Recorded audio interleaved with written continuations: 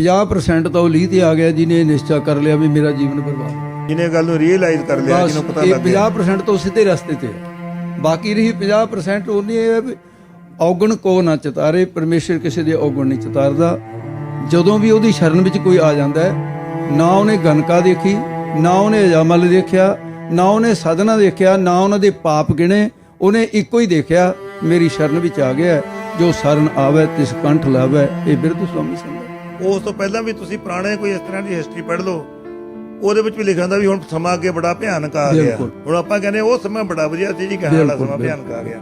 ਅਸੀਂ ਆਪਣੇ ਬਜ਼ੁਰਗਾਂ ਪਾਸੋਂ ਸੁਣਦੇ ਸੀ ਪਹਿਲਾ ਸਮਾਂ ਬਹੁਤ ਵਧੀਆ ਸੀ, ਹੁਣ ਤਾਂ ਬੜਾ ਭਿਆਨਕ ਸਮਾਂ ਆ ਗਿਆ। ਬਿਲਕੁਲ। ਅੱਜ ਆਪਾਂ ਹੁਣ ਕਹਿੰਦੇ ਆ ਪਿੱਛੇ ਸਮਾਂ ਬਹੁਤ, ਅਸੀਂ ਆਪਣੇ ਪਿਛਲੇ ਸਮੇਂ ਨੂੰ ਯਾਦ ਕਰਕੇ ਕਹਿੰਦੇ ਆ ਇਹ ਸਮਾਂ ਬੜਾ ਭਿਆਨਕ ਆ ਗਿਆ। ਇਹ ਆਉਣ ਵਾਲੇ ਸਮੇਂ 'ਚ ਭਿਆਨਕ ਭਿਆਨਕ ਭਿਆਨਕ ਕਰਦੇ ਕਰਦੇ ਪਤਾ ਨਹੀਂ ਚੰਗਾ ਹੋਣਾ, ਪਤਾ ਨਹੀਂ ਮਾੜਾ ਹੋਣਾ।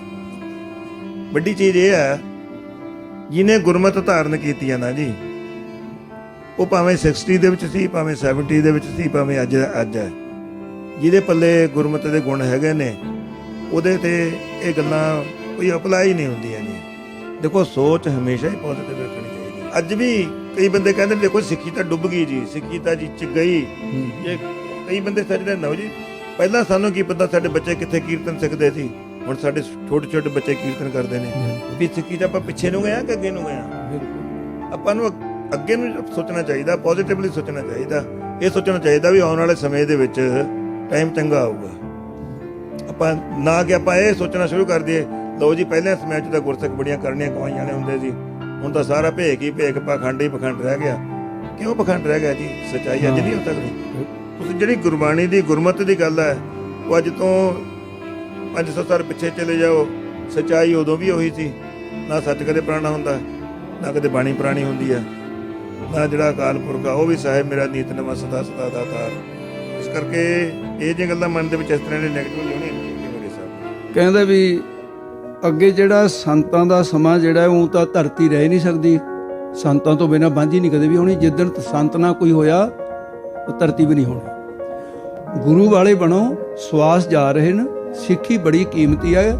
ਮਾਤਾ ਸਾਹਿਬ ਕੌਰ ਦੀਆਂ ਧੀਆਂ ਬਣੋ, ਮਾਤਾ ਸਾਹਿਬ ਕੌਰ ਦੇ ਪੁੱਤ ਬਣੋ, ਗੁਰੂ ਗੋਬਿੰਦ ਸਿੰਘ ਸਾਹਿਬ ਦੇ ਪੁੱਤਰ ਬਣੋ। ਤੇ ਜਿਹੜੇ ਕੁੱਤੇ ਦੇ ਗਲ 'ਚ ਪਟਾ ਪਾਇਆ ਹੁੰਦਾ ਹੈ ਉਹ ਬਚ ਜਾਂਦਾ ਹੈ। ਜੇ ਗਲਤੀ ਵੀ ਹੋ ਜਾਵੇ ਤਾਂ ਵੀ ਕਿਤੇ ਕਿਤੇ ਦੇ ਬਖਸ਼ੇ ਵੀ ਜਾਵਾਂਗੇ। ਜਿਹਦਾ ਹੈ ਹੀ ਨਹੀਂ ਕੋਈ ਗੁਰਮੰਤਰਹੀਣ ਜੋ ਪ੍ਰਾਣੀ, ਤ੍ਰਿਗੰਤ ਜਨਮ ਪ੍ਰਸਨਾ ਹੈ। ਉਹ ਭ੍ਰਿਸ਼ਟਿਆ ਹੋਇਆ ਜਨਮ ਨਾ ਸੰਤ ਮਹਾਰਾਜ ਨੂੰ ਪ੍ਰਵਾਨ ਹੋਊਗਾ ਤੇ ਨਾ ਗੁਰੂ ਸਾਹਿਬ ਨੂੰ ਪ੍ਰਵਾਨ ਹੈ। ਇਸ ਕਰਕੇ ਆਪਣੇ ਮਨ ਨੂੰ ਬਣਾਓ ਤੇ ਉਹ ਕੁਛ ਕਰੋ ਜਿਹਦੇ ਤੇ ਸੰਤ ਮਹਾਰਾਜ ਆਪ ਵੀ ਖੁਸ਼ ਹੋ ਜਾਣ ਤੇ ਗੁਰੂ ਸਾਹਿਬ ਵੀ ਖੁਸ਼ ਹੋ ਜਾਣ। Here you can you ask significance of samagri when you have an Akhand Path. Baba ji ਮੈਂ ਤੁਹਾਨੂੰ ਤਾਜ਼ੀ ਮਿਸਾਲ ਦਿੰਦਾ ਕਿ ਸਮੱਗਰੀ ਦੀ। ਬਾਬਾ ਜੀ ਸਾਡੇ ਨਾਲ ਵਾਪਰੀ ਹੋਈ ਗੱਲ ਹੈ ਕਿ ਪਹਿਲਿਆਂ ਸਮਿਆਂ ਦੇ ਵਿੱਚ ਆਮ ਤੌਰ ਤੇ, ਕਿਉਂਕਿ ਮੈਂ ਪੰਜਾਬ ਦੀ ਗੱਲ ਕਰ ਰਿਹਾ, ਇਹ ਜਿਹੜਾ ਇਹਦੇ ਨਾਲ ਰਿਲੇਟਡ ਆ ਜਿਹੜਾ ਮੇਰਾ ਆਨਸਰ ਹੈ। ਪੰਜਾਬ ਦੇ ਵਿੱਚ ਲੋਕ ਗਾਵਾਂ ਮੱਝਾਂ ਪਸ਼ੂ ਪਾਲਦੇ ਨੇ। ਪਸ਼ੂਆਂ ਦੇ ਵਿੱਚ ਕੋਈ ਨਾ ਕੋਈ ਬਿਮਾਰੀ, ਉਹ ਵਿਚਾਰੇ ਬੇਜ਼ਬਾਨ ਹੁੰਦੇ ਨੇ, ਬੋਲ ਕੇ ਨਹੀਂ ਦੱਸ ਸਕਦੇ।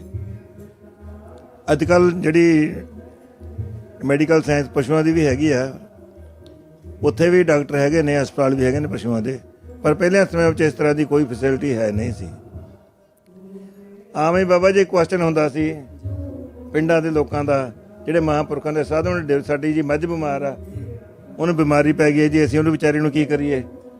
ਉਹਨਾਂ ਤੇ ਤਰਸ ਵੀ ਹੁੰਦਾ ਸੀ, ਲੋਕੀ ਲਾਚਾਰ ਹੁੰਦੇ ਸੀ ਇਸ ਗੱਲ ਤੋਂ, ਇਹਨਾਂ ਦਾ ਕੀ ਇਲਾਜ ਕਰੀਏ। ਆਮ ਤੌਰ ਤੇ ਸਾਡੇ ਸਥਾਨ ਤੇ ਵੀ ਇਹ ਗੱਲ ਹੁੰਦੀ ਰਹੀ ਆ ਵੀ ਸਾਡੇ ਲੰਗਰ 'ਚ ਬਾਬਾ ਸ਼੍ਰੀਮਾਨ ਜੀ ਉੱਥੇ ਜਿਹੜੇ ਸੇਵਾਦਾਰ ਸੀ ਇੰਚਾਰਜ, ਬਾਬਾ ਬਲਵੰਤ ਸਿੰਘ ਜੀ, ਉਹਨਾਂ ਕੋਲ ਦਰਬਾਰ ਸਾਹਿਬ ਦੀ ਸਮੱਗਰੀ ਵਾਲੀ ਧੂਫ ਪਈ ਹੁੰਦੀ ਸੀ। ਜਿਹੜਾ ਕੋਈ ਇਸ ਤਰ੍ਹਾਂ ਦਾ ਕੋਈ ਸੱਜਣ ਆਉਂਦਾ, ਉਹਨਾਂ ਦੇ ਪਾਸ ਆ ਕੇ ਬੇਨਤੀ ਕਰਦਾ ਵੀ ਸਾਡੇ ਪਸ਼ੂਆਂ 'ਚ ਬਿਮਾਰੀ ਪਈ ਆ, ਪਸ਼ੂ ਬਿਮਾਰ ਰਹਿੰਦੇ ਨੇ। ਉਹ ਵੀ ਕਹਿੰਦੇ ਸੀ ਭਾਈ ਆ ਅਖੰਡ ਪਾਠ ਦੀ ਸਮੱਗਰੀ ਆ ਧੂਫ ਦੀ, ਤੁਸੀਂ ਲੈ ਜਾਓ ਘਰ ਵਿੱਚ ਧੂਫ ਦੇ ਦਿਓ, ਚਲੋ ਗੁਰੂ ਭਲੀ ਕਰੂਗਾ। ਇਹ ਤਾਂ ਜਿਹੜੀ ਉਹ ਸੰਗਤ ਨੂੰ ਕਹਿੰਦੇ ਸੀ, ਠੀਕ ਹੈ। ਅਗਲਾ ਕੋਈ ਸ਼ਰਧਾ ਨਾਲ, ਕਿਉਂਕਿ ਉਹ ਧੂਫ ਹੈ ਤਾਂ ਪਵਿੱਤਰ ਹੀ ਹੈ ਨਾ, ਜਿੱਥੇ ਗੁਰੂ ਸਾਹਿਬ ਦਾ ਪ੍ਰਕਾਸ਼ ਹੈ, ਗੁਰਬਾਣੀ ਦਾ ਨਿਰੰਤਰ ਪਾਠ ਹੋ ਰਿਹਾ ਹੈ, ਉੱਥੇ ਆਪਾਂ ਜਲ ਰੱਖ ਦਾਂਗੇ ਤਾਂ ਜਲ ਪਵਿੱਤਰ ਹੋ ਜਾਊਗਾ। ਕੋਈ ਹੋਰ ਇਸ ਤਰ੍ਹਾਂ ਦੀ ਸਮੱਗਰੀ ਰੱਖ ਦਾਂਗੇ ਤਾਂ ਉਹ ਸਮੱਗਰੀ ਪਵਿੱਤਰ ਹੋ ਜਾਊਗੀ। ਉਹਦਾ ਆਪਾਂ ਜਿਸ ਭਾਵਨਾ ਦੇ ਨਾਲ ਫਿਰ ਉਹਦਾ ਆਪਾਂ ਇਸਤੇਮਾਲ ਕਰਾਂਗੇ, ਜੇ ਉਹਦਾ ਫਾਇਦਾ ਕੋਈ ਨਹੀਂ, ਚਲੋ ਕੋਈ ਇਸ ਤਰ੍ਹਾਂ ਦਾ ਬੰਦਾ ਵੀ ਹੋਵੇ, ਇਹਦਾ ਕੀ ਫਾਇਦਾ, ਪਰ ਉਹਦਾ ਨੁਕਸਾਨ ਵੀ ਕੋਈ ਨਹੀਂ, ਲੂਜ਼ ਕਰਨ ਨੂੰ ਵੀ ਕੁਛ ਨਹੀਂ ਹੈਗਾ ਉਹਦੇ ਵਿੱਚ। ਆ ਪਿੱਛੇ ਜੇ ਪੰਜਾਬ ਦੇ ਵਿੱਚ ਲੰਪੀ ਸਕਿਨ ਦੀ ਇੱਕ ਬਿਮਾਰੀ ਪਈ ਸੀ, ਸਾਡੇ ਉੱਥੇ ਡੈਰੀ ਆ ਰਾੜਾ ਸਾਹਿਬ, ਉੱਥੇ ਘੱਟੋ ਘੱਟ ਸਾਡੀਆਂ 10 ਗਾਵਾਂ ਵੀ ਵਧੀਆ ਨਸਲ ਦੀਆਂ, ਕਾਫੀ ਮਹਿੰਗੀਆਂ ਗਾਵਾਂ, ਉਹਨਾਂ ਦਾ ਨੁਕਸਾਨ ਹੋ ਗਿਆ। ਮੇਰੇ ਕੋਲ ਜਿਹੜੇ ਆਪਣੇ ਡਾਇਰੀ ਦੇ ਸੇਵਾਦਾਰ ਨੇ ਉਹ ਕਹਿੰਦੇ ਜੀ ਬਾਬਾ ਜੀ ਸਾਨੂੰ ਬੜੇ ਅਸੀਂ ਅਪਸੈਟ ਆ, ਉਹ ਜਾਨਵਰ ਪਸ਼ੂ ਤੜਪਦੇ ਸਾਡੇ ਪਾਸੋਂ ਦੇਖੇ ਨਹੀਂ ਜਾਂਦੇ, ਵੀ ਦੱਸੋ ਹੁਣ ਕੀ ਕਰੀਏ। ਅਸੀਂ ਦਵਾਈਆਂ ਵੀ ਦੇ ਕੇ ਦੇਖ ਲਈਆਂ, ਯੂਨੀਵਰਸਿਟੀ ਤੋਂ ਵੀ ਅਸੀਂ ਜਿਹੜੇ ਡਾਕਟਰ ਬੁਲਾਏ ਨੇ ਉਹਨਾਂ ਨੇ ਵੀ ਸਾਨੂੰ ਜੋ ਇੰਸਟਰਕਸ਼ਨ ਦਿੱਤੀਆਂ ਅਸੀਂ ਉਹਨਾਂ ਨੂੰ ਫੋਲੋ ਕੀਤਾ। ਮੈਂ ਇਹਨਾਂ ਨੂੰ ਕਿਹਾ ਵੀ ਤੁਸੀਂ ਅਖੰਡ ਪਾਠ ਦੀ ਸਮੱਗਰੀ ਵਾਲੀ ਧੂਪ ਤੁਸੀਂ ਲੈ ਜਾਓ, ਅਸੀਂ ਹੋਰਾਂ ਨੂੰ ਵੀ ਤਾਂ ਦਿੰਦੇ ਹੀ ਆ। ਬਾਬਾ ਜੀ ਤੁਸੀਂ ਸੱਚ ਜਾਣਿਓ, ਜਿਸ ਦਿਨ ਤੋਂ ਉਹਨਾਂ ਨੇ ਸਮੱਗਰੀ ਦੀ ਧੂਪ ਦੇਣੀ ਸ਼ੁਰੂ ਕੀਤੀ ਹੈ, ਸਾਡੇ ਇੱਕ ਵੀ ਗਾਂ ਦਾ ਨੁਕਸਾਨ ਨਹੀਂ ਹੋਇਆ। ਉਸ ਦਿਨ ਤੋਂ ਬਾਅਦ ਠੱਲ ਪੈ ਗਈ ਜੀ। ਦੇਖੋ ਸਮੱਗਰੀ ਹੈ, ਭਾਵੇਂ ਜਲ ਹੈ, ਕੱਲ ਨੂੰ ਕੋਈ ਕੁੰਭ ਦੇ ਜਲ ਦਾ ਕੀ ਫਾਇਦਾ। ਮੈਂ ਪੁੱਛਦਾ ਜੇ ਕੁੰਭ ਦੇ ਜਲ ਦਾ ਕੋਈ ਫਾਇਦਾ ਨਹੀਂ, ਫਿਰ ਅੰਮ੍ਰਿਤ ਛਕਾਉਣ ਦਾ ਕੀ ਫਾਇਦਾ। ਆਪਾਂ ਅੰਮ੍ਰਿਤ ਛਕਾਉਂਦੇ ਉੱਥੇ ਕੀ ਕਰਦੇ ਹਾਂ, ਜਲ ਹੁੰਦਾ ਬਾਟੇ ਵਿੱਚ ਪਾਇਆ ਹੋਇਆ, ਉਹਨੂੰ ਜਲ ਦੇ ਸਾਹਮਣੇ 5 ਪਿਆਰੇ ਉਹਦੇ 'ਚ ਆਪਣੀ ਨਿਗਾਹ ਗੱਡ ਕੇ ਜਮਾ ਕੇ ਬਾਣੀ ਦਾ ਪਾਠ ਕਰਦੇ ਨੇ, ਉਹ ਜਲ ਦਾ ਅੰਮ੍ਰਿਤ ਬਣ ਜਾਂਦਾ ਹੈ। ਜੇ ਬਾਣੀ ਪੜ੍ਹ ਕੇ ਕਿਸੇ ਜਲ ਦਾ ਅੰਮ੍ਰਿਤ ਬਣ ਸਕਦਾ ਹੈ, ਜੇ ਕੋਲ ਆਪਾਂ ਸਮੱਗਰੀ ਧੂਪ ਰੱਖ ਦਾਂਗੇ ਉਹ ਵੀ ਪਵਿੱਤਰ ਹੀ ਹੋਊਗੀ। ਉਹਦੇ ਵਿੱਚੋਂ ਸਾਨੂੰ ਲੂਜ਼ ਕਰਨ ਵਾਸਤੇ ਕੁਛ ਨਹੀਂ ਹੈਗਾ। ਅਬ ਜੇ ਸ਼ਰਧਾ ਦੇ ਨਾਲ ਘਰ ਦੇ ਵਿੱਚੋਂ ਧੂਪ ਸਮੱਗਰੀ ਦੇ ਦਾਂਗੇ, ਉਹਦਾ ਕੋਈ ਫਾਇਦਾ ਹੀ ਹੋਊਗਾ, ਨੁਕਸਾਨ ਨਹੀਂ ਹੁੰਦਾ। ਮੇਰੇ ਹਿਸਾਬ ਨਾਲ ਇਹਦੇ 'ਚ ਕੋਈ ਕੁਐਸਚਨ ਦੇ ਵਿੱਚ ਕੋਈ ਇਸ ਤਰ੍ਹਾਂ ਦੀ ਹੋਰ ਕੋਈ ਬੜੀ ਗੁੰਝਲਦਾਰ ਗੱਲ ਹੈ ਨਹੀਂ। ਹਾਂਜੀ, ਕੋਈ ਸਮੱਗਰੀ ਰੱਖਣ ਦਾ ਕੀ ਫਾਇਦਾ। ਕੋਈ ਹੋਰ ਕੁਐਸਚਨ ਜੀ। ਹਾਂਜੀ, ਤੇ ਜੋ ਨਹੀਂ ਆਪਾਂ ਰਹਿਣ ਦਿਓ ਜੀ, ਆਪਾਂ ਕਾਹਨੂੰ ਛੇੜਨੀ ਹੈ ਜੀ। ਜੇ ਕੋਈ ਪੁੱਛੂਗਾ, ਜੇ ਪੁੱਛੂਗਾ ਜਵਾਬ ਦੇਵਾਂਗੇ ਜੀ। ਹਾਂ, ਜੇ ਕੋਈ ਪੁੱਛੋ ਕੋਈ ਕੁਐਸਚਨ ਕਰੂਗਾ, ਐਵੇਂ ਨਾ ਆਪਾਂ ਮੌਜੇ ਖੋਲ੍ਹਦੀਏ ਬਗੈਰ ਪਾਣੀ ਤੋਂ। ਇਹ ਜਿਹੜੀਆਂ ਦੋ ਗੱਲਾਂ ਮਹਾਂਪੁਰਸ਼ਾਂ ਨੇ ਕੀਤੀਆਂ ਨਾ, ਇਹਨਾਂ ਦੋਨਾਂ ਗੱਲਾਂ ਨਾਲ ਮੇਰਾ ਵੀ ਥੋੜ੍ਹਾ ਜਿਹਾ ਸੰਬੰਧ ਹੈ, ਉਹ ਮੈਂ ਆਪ ਜੀ ਨਾਲ ਸਾਂਝੀਆਂ ਕਰਨਾ ਚਾਹੁੰਦਾ ਹਾਂ। ਸਾਡੇ ਉੱਥੇ ਮਹਾਤਮਾ ਸ਼ੇਖ, ਮੈਂ ਸਿਰਫ ਬਚਪਨ 'ਚ 2 ਵਾਰੀ ਦਰਸ਼ਨ ਕੀਤੇ, ਸੁਪਨੇ ਜੇ ਵਾਂਗੂ ਮੈਨੂੰ ਯਾਦ ਹੈ ਉਹਨਾਂ ਦੀ। ਸਾਡੇ ਨਗਰ ਸਾਰੇ 'ਚ ਬਾਬਾ ਜੀ ਬਿਮਾਰੀ ਪੈ ਗਈ, ਮੂੰਹ ਖੁਰ ਪੈ ਗਈ, ਖੁਰ ਖਰਾਬ ਹੋ ਗਈ ਜੀ, ਬੁਰਾ ਹਾਲ ਰੰਧਾਵੇ ਪਿੰਡ ਦਾ ਹੋ ਗਿਆ। ਅੱਛਾ, ਸਧਾਰਨ ਲੋਕ ਸੀ, ਇਕੱਠੇ ਹੋ ਗਏ, ਚਲੇ ਗਏ। ਝੇਰੇ ਵਾਲੇ ਸੰਤ ਕਹਿੰਦੇ ਸੀ ਉਹਨੇ ਵੀ ਮਹਾਰਾਜ ਜੀ ਸਾਡਾ ਕੋਈ ਲਵੇ ਵੀ ਸਾਡਾ ਤਾਂ ਸਾਰੇ ਨਗਰ ਦੇ ਪਸ਼ੂ ਬਿਮਾਰ ਹੋ ਗਏ। ਪਸ਼ੂ ਸੰਤ ਸੀ ਉਹ ਬੰਦਗੀ ਵਾਲੇ, ਉਹ ਕਹਿੰਦੇ ਭਾਈ ਵੀ ਮੈਂ ਕੀ ਕਰਾਂ, ਕਹਿੰਦੇ ਜੀ ਅਖੇ ਟੂਣਾ ਕਰ ਦਿਓ। ਸੰਤ ਹੱਸੇ ਬਹੁਤ, ਗੁਰੂ ਨਾਨਕ ਦੇ ਘਰ ਦਾ ਸੰਤ ਕੋਈ ਟੂਣੇ ਟਾਮਣ ਥੋੜ੍ਹੀ ਕਰਦਾ। ਸੰਤਾਂ ਨੇ ਕਿਹਾ ਵੀ ਇਹ ਸਾਰੇ ਸਧਾਰਨ ਲੋਕ ਨੇ, ਭਾਵਨਾ ਹੈਗੀ ਹੈ ਵੀ ਇਹਨਾਂ ਦੀ ਭਾਵਨਾ ਨਾ ਤੋੜੀਏ। ਕਹਿੰਦੇ ਚੰਗਾ ਭਾਈ ਮੈਂ ਟੂਣਾ ਕਰ ਦੇਵਾਂਗਾ, ਪਰ ਮੇਰਾ ਟੂਣਾ ਇਸ ਤਰ੍ਹਾਂ ਹੈ ਵੀ ਇੱਕ ਲੀਕ ਖਿੱਚੂੰਗਾ ਮੈਂ ਮੂਲ ਮੰਤਰ ਪੜ੍ਹ ਕੇ, ਵੀ ਤੁਸੀਂ ਜਿਹੜਾ ਵੀ ਪਸ਼ੂ ਉਹਦੇ ਉੱਤੇ ਲੰਘਾ ਦਿਓਗੇ ਸਤਨਾਮ ਵਾਹਿਗੁਰੂ ਕਹਿੰਦੇ ਆ ਵੀ ਬੋਲਣਾ ਨਹੀਂ, ਜਿਹੜਾ ਦੁਨਿਆਵੀ ਗੱਲ ਕਰੂ ਉਹਦਾ ਪਸ਼ੂ ਨਹੀਂ ਠੀਕ ਹੋਣਾ।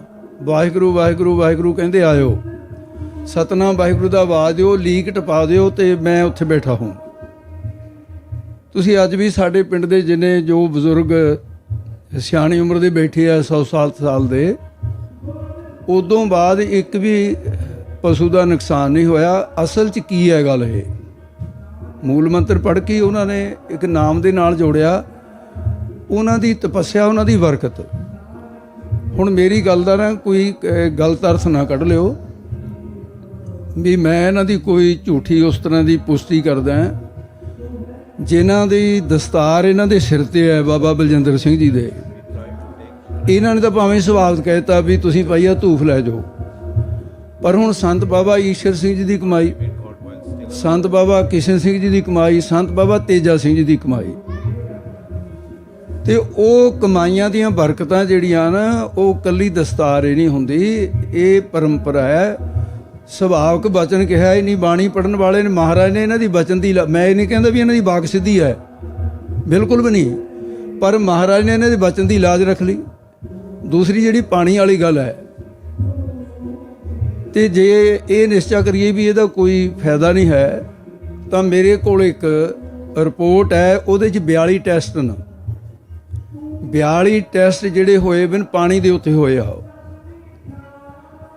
ਤੇ ਇੱਕ ਜਰਮਨ ਦਾ, ਸ਼ਾਇਦ ਜਾਪਾਨ ਦਾ, ਮੈਂ ਭੁੱਲਦਾ ਨਾ ਹੋਵਾਂ, ਜਾਪਾਨ ਦਾ ਸੀ ਨਾ, ਬਹੁਤ ਵਧੀਆ। ਜਾਪਾਨ ਦਾ ਇੱਕ ਗੋਰਾ ਸੀ, ਜਿਹੜੀ ਉਹ ਮਸ਼ੀਨਾਂ 'ਤੇ ਕੰਮ ਕਰਦਾ ਸੀ, ਹੋਮਿਓਪੈਥੀ ਦੀਆਂ ਦਵਾਈਆਂ ਜਿਹੜੀਆਂ ਟੈਸਟ ਕਰਦਾ ਸੀ। ਉਹਦਾ ਦਿਮਾਗ ਇਸ ਪਾਸੇ ਨੂੰ ਚੱਲ ਗਿਆ ਵੀ ਮੈਂ ਪਾਣੀ ਦੇ ਉੱਤੇ ਟੈਸਟ ਕਰਾਂ। ਉਹਨੇ ਪਾਣੀ 'ਤੇ ਟੈਸਟ 42 ਕੀਤੇ। ਜਿਹੜਾ ਸਭ ਤੋਂ ਲਾਸਟ ਟੈਸਟ ਸੀ ਉਹ ਉੱਥੇ ਵੈਨਕੂਵਰ 'ਚ ਹੋਇਆ ਸੀ। ਉਹ ਸਾਰੀ ਰਿਪੋਰਟ ਮੇਰੇ ਕੋਲ ਹੈ। ਉਹਨੇ ਸਾਬਤ ਕੀਤਾ ਵੀ ਆਹ ਦੇਖੋ, ਇਹ ਨੋਰਮਲ ਪਾਣੀ ਹੈ। ਉਹਦੀ ਫੋਟੋ ਦਿਖਾਈ।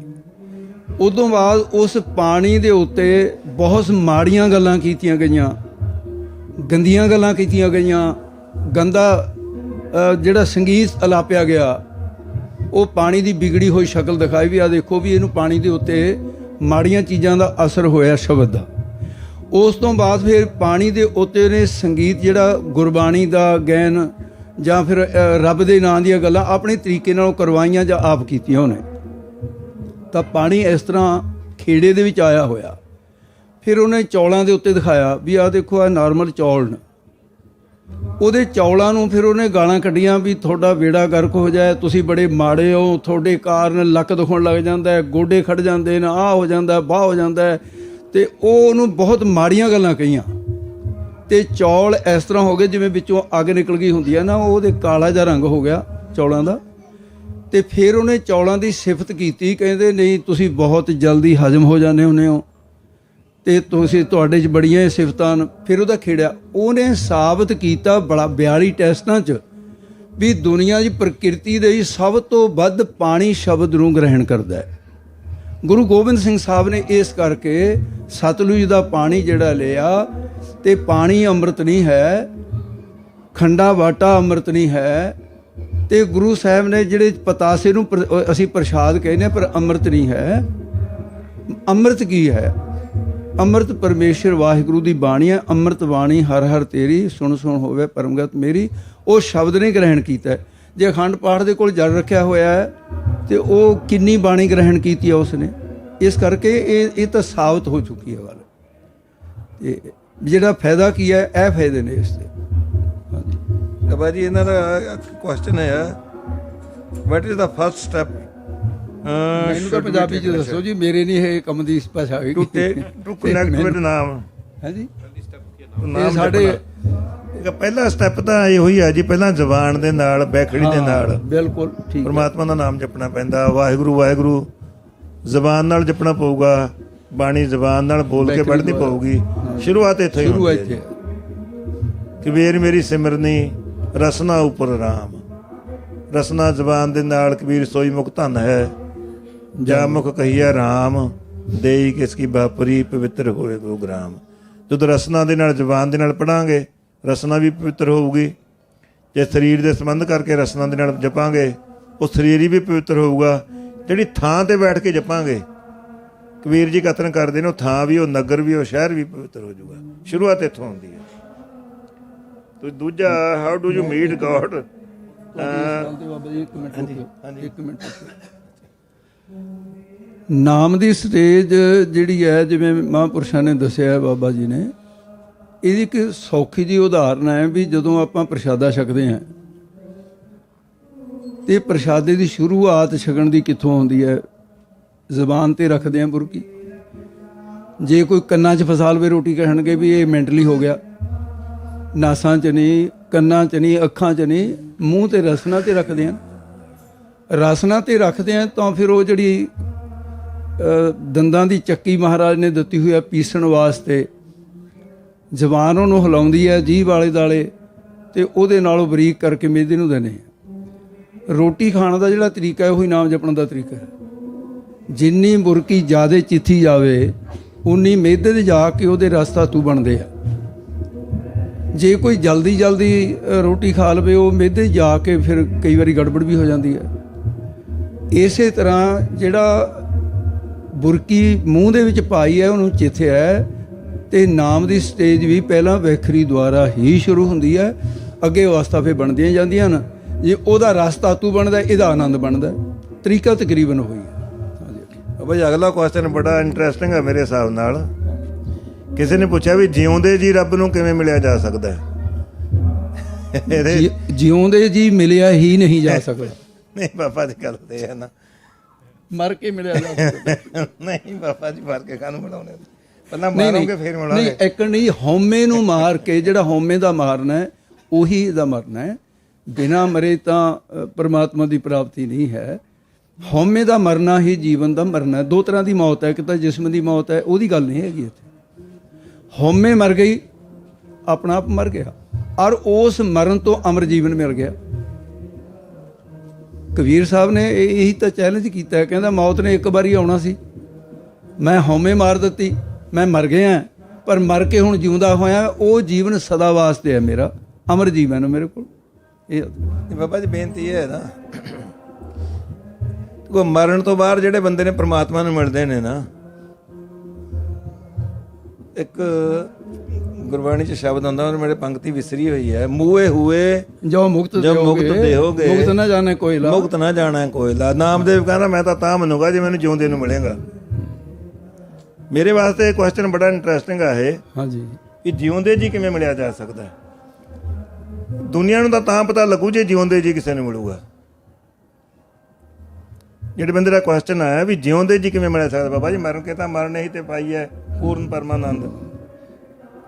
ਨਹੀਂ, ਉਹ ਬੇਨਤੀ ਇਸ ਤਰ੍ਹਾਂ ਮਹਾਰਾਜ ਵੀ ਦੋ ਤਰ੍ਹਾਂ ਦੀ ਮੌਤ ਹੈ। ਵੀ ਜਿਹੜੀ ਜਿਸਮ ਦੀ ਮੌਤ ਹੈ, ਪ੍ਰਸ਼ਨ ਕਰਨ ਵਾਲਾ ਤਾਂ ਤੁਹਾਡੇ ਕੋਲ ਇਹ ਪ੍ਰਸ਼ਨ ਕਰਦਾ ਹੈ ਵੀ ਇਸ ਜੀਵਨ ਦੇ ਵਿੱਚ ਕਿਵੇਂ ਮਿਲਿਆ ਜਾ ਸਕਦਾ? ਜੀਵਨ ਦੇ ਵਿੱਚ ਕਿਵੇਂ ਮਿਲਿਆ ਜਾ ਸਕਦਾ? ਉਹ ਤਾਂ ਜਿਸ ਤਰ੍ਹਾਂ ਨਾਮਦੇਵ ਨੂੰ ਮਿਲਿਆ, ਤਰੀਕਾ ਤੁਹਾਡੇ ਸਾਹਮਣੇ ਆ। 72 ਵਾਰ ਨਾਮਦੇਵ ਨੂੰ ਸਰਗੁਣ ਸਰੂਪ ਧਾਰਨ ਕੀਤਾ, ਮਿਲਿਆ। ਪਾਛੇ ਲਾਗੋ ਹਰ ਫਿਰਿਆ ਕਹਿਤ ਕਬੀਰ ਕਬੀਰ, ਧੰਨੇ ਦੀਆਂ ਗਊਆਂ ਚਾਰੀਆਂ, ਨਾਮਦੇਵ ਦੀ ਛਪਰੀ ਬਣੀ। ਉਹੀ ਤਰੀਕਾ, ਕੋਈ ਨਵਾਂ ਤਰੀਕਾ ਤਾਂ ਹੈ ਨਹੀਂ। ਭਾਵਨਾ ਦੇ ਵਸ ਹੋ ਕੇ ਮਿਲਦਾ ਉਹ, ਚਤਰਾਈਆਂ ਦੇ ਤਨ ਨਾਲ ਤਾਂ ਮਿਲਦਾ ਨਹੀਂ। ਜਦੋਂ ਸਭ ਕੁਝ ਆਪਾਂ ਸਮਰਪਿਤ ਕਰ ਦਿੱਤਾ ਤੇ ਉਹ ਪਰਮਾਤਮਾ ਫਿਰ ਸਰਗੁਣ ਸਰੂਪ ਧਾਰਨ ਕਰਕੇ ਵੀ ਮਿਲਦਾ। ਫਿਰ ਇਸ ਜੀਵਨ ਦੀ ਇਸ ਤਰ੍ਹਾਂ ਦੀ ਬਾਤ। ਬਾਕੀ ਤੁਸੀਂ ਦਿਓ।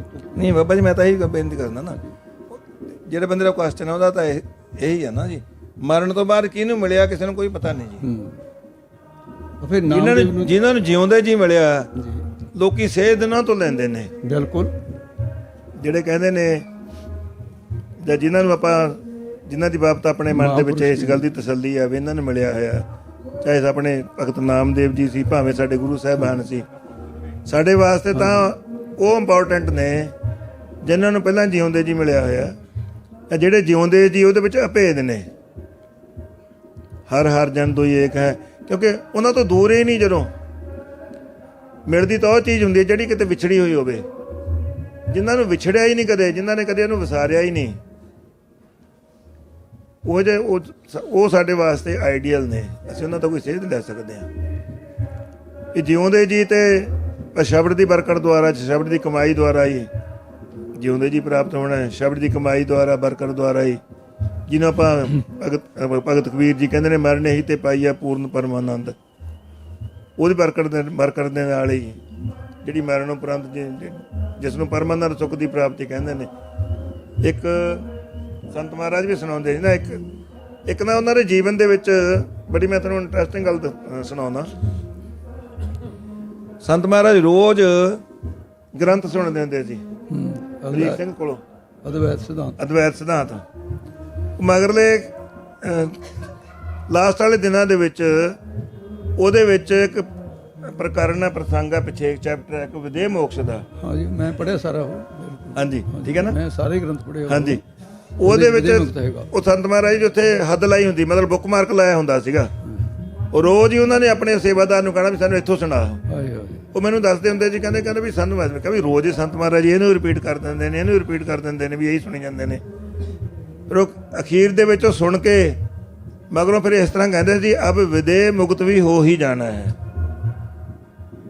ਉਹ ਸਾਰਾ ਸੁਣ ਕੇ ਚੈਪਟਰ, ਉਸ ਤੋਂ ਬਾਅਦ ਐਂਡ ਤੇ ਜਾ ਕੇ ਉਹਨਾਂ ਨੇ ਇਹ ਗੱਲ ਕਹਾਣੀ, ਅਬ ਵਿਦੇਹ ਮੁਕਤ ਵੀ ਹੋ ਹੀ ਜਾਣਾ ਹੈ। ਇੱਕ ਜੀਵਨ ਮੁਕਤ ਹੁੰਦੇ ਨੇ, ਜੀਵਨ ਮੁਕਤ ਤੋਂ ਬਾਅਦ ਇੱਕ ਵਿਦੇਹ ਮੁਕਤ ਦੀ ਅਵਸਥਾ। ਉਹ ਜਿਹੜੀ ਵਿਦੇਹ ਦੀ ਅਵਸਥਾ ਨਾ, ਉਹ ਤਾਂ ਦੇਹ ਤੋਂ ਦੂਰ ਜਾ ਕੇ ਹੀ ਹੋ ਸਕਦੀ ਹੈ, ਕਿਉਂਕਿ ਜਿੰਨੀ ਦੇਰ ਤੱਕ ਸਰੀਰ ਦੇ ਵਿੱਚ ਆਪਾਂ ਸਰੀਰ ਦੀ ਜਿਹੜੀ ਕਿਰਿਆ ਜਾਂ ਪ੍ਰਮਾਤਮਾ ਨੇ ਜਿਹੜੀਆਂ ਇਹਦੀਆਂ ਜ਼ਰੂਰਤਾਂ ਬਣਾਈਆਂ ਨੇ ਉਹ ਤਾਂ ਉਨੀ ਦੇਰ ਬਣੀਆਂ ਹੀ ਰਹਿਣੀਆਂ ਨੇ ਜਿੰਨੀ ਦੇਰ ਤੱਕ ਸਰੀਰ ਹੈ। ਉਹ ਵੀ ਕਈ ਵਾਰ ਉਹਦੇ ਵਿੱਚ ਵੀ ਵਿਖੇਪਤਾ ਲੱਗਦੀ ਹੈ। ਜਿਹੜੇ ਹੁੰਦੇ ਨੇ ਨਾ ਸਾਧਕ ਹੁੰਦੇ ਨੇ, ਉਹਨਾਂ ਨੂੰ ਇਹਦੇ ਵਿੱਚ ਵੀ ਵਿਖੇਪਤਾ ਹੀ ਲੱਗਦੀ ਹੈ। ਫਿਰ ਉਹ ਚਾਹੁੰਦੇ ਨੇ ਵੀ ਸਾਡੀ ਇਹ ਵਿਖੇਪਤਾ ਵੀ ਦੂਰ ਹੋ ਜਾਵੇ, ਇਸਦੀ ਵਿਦੇਹ ਮੁਕਤੀ ਦਾ ਆਨੰਦ ਮਾਣੀਏ। ਇਸ ਕਰਕੇ ਉਹ ਅਖੀਰ ਤੇ ਜਾ ਕੇ ਉਹ ਸੁਣਦੇ ਰਹਿੰਦੇ ਤੇ ਅਬ ਵਿਦੇਹ ਮੁਕਤ ਵੀ ਹੋ ਹੀ ਜਾਣਾ ਹੈ। ਇਸ ਕਰਕੇ ਥੋੜਾ ਜਿਹਾ ਇਹ ਬਹੁਤ, ਜਿਸ ਤਰ੍ਹਾਂ ਆਪਾਂ ਅੰਗਰੇਜ਼ੀ ਕਹਿੰਦੇ, ਬਹੁਤ ਥਿਨ ਲਾਈਨ ਹੈ ਇਹ, ਵੀ ਜਿਉਂਦਿਆਂ ਨੇ ਮਿਲਣਾ ਹੈ ਜਾਂ ਜਿਉਂਦਿਆਂ ਨੂੰ ਮਿਲਾਪ ਹੁੰਦਾ ਜਾਂ ਮਰਨ ਤੋਂ ਬਾਅਦ ਮਿਲਾਪ ਹੁੰਦਾ।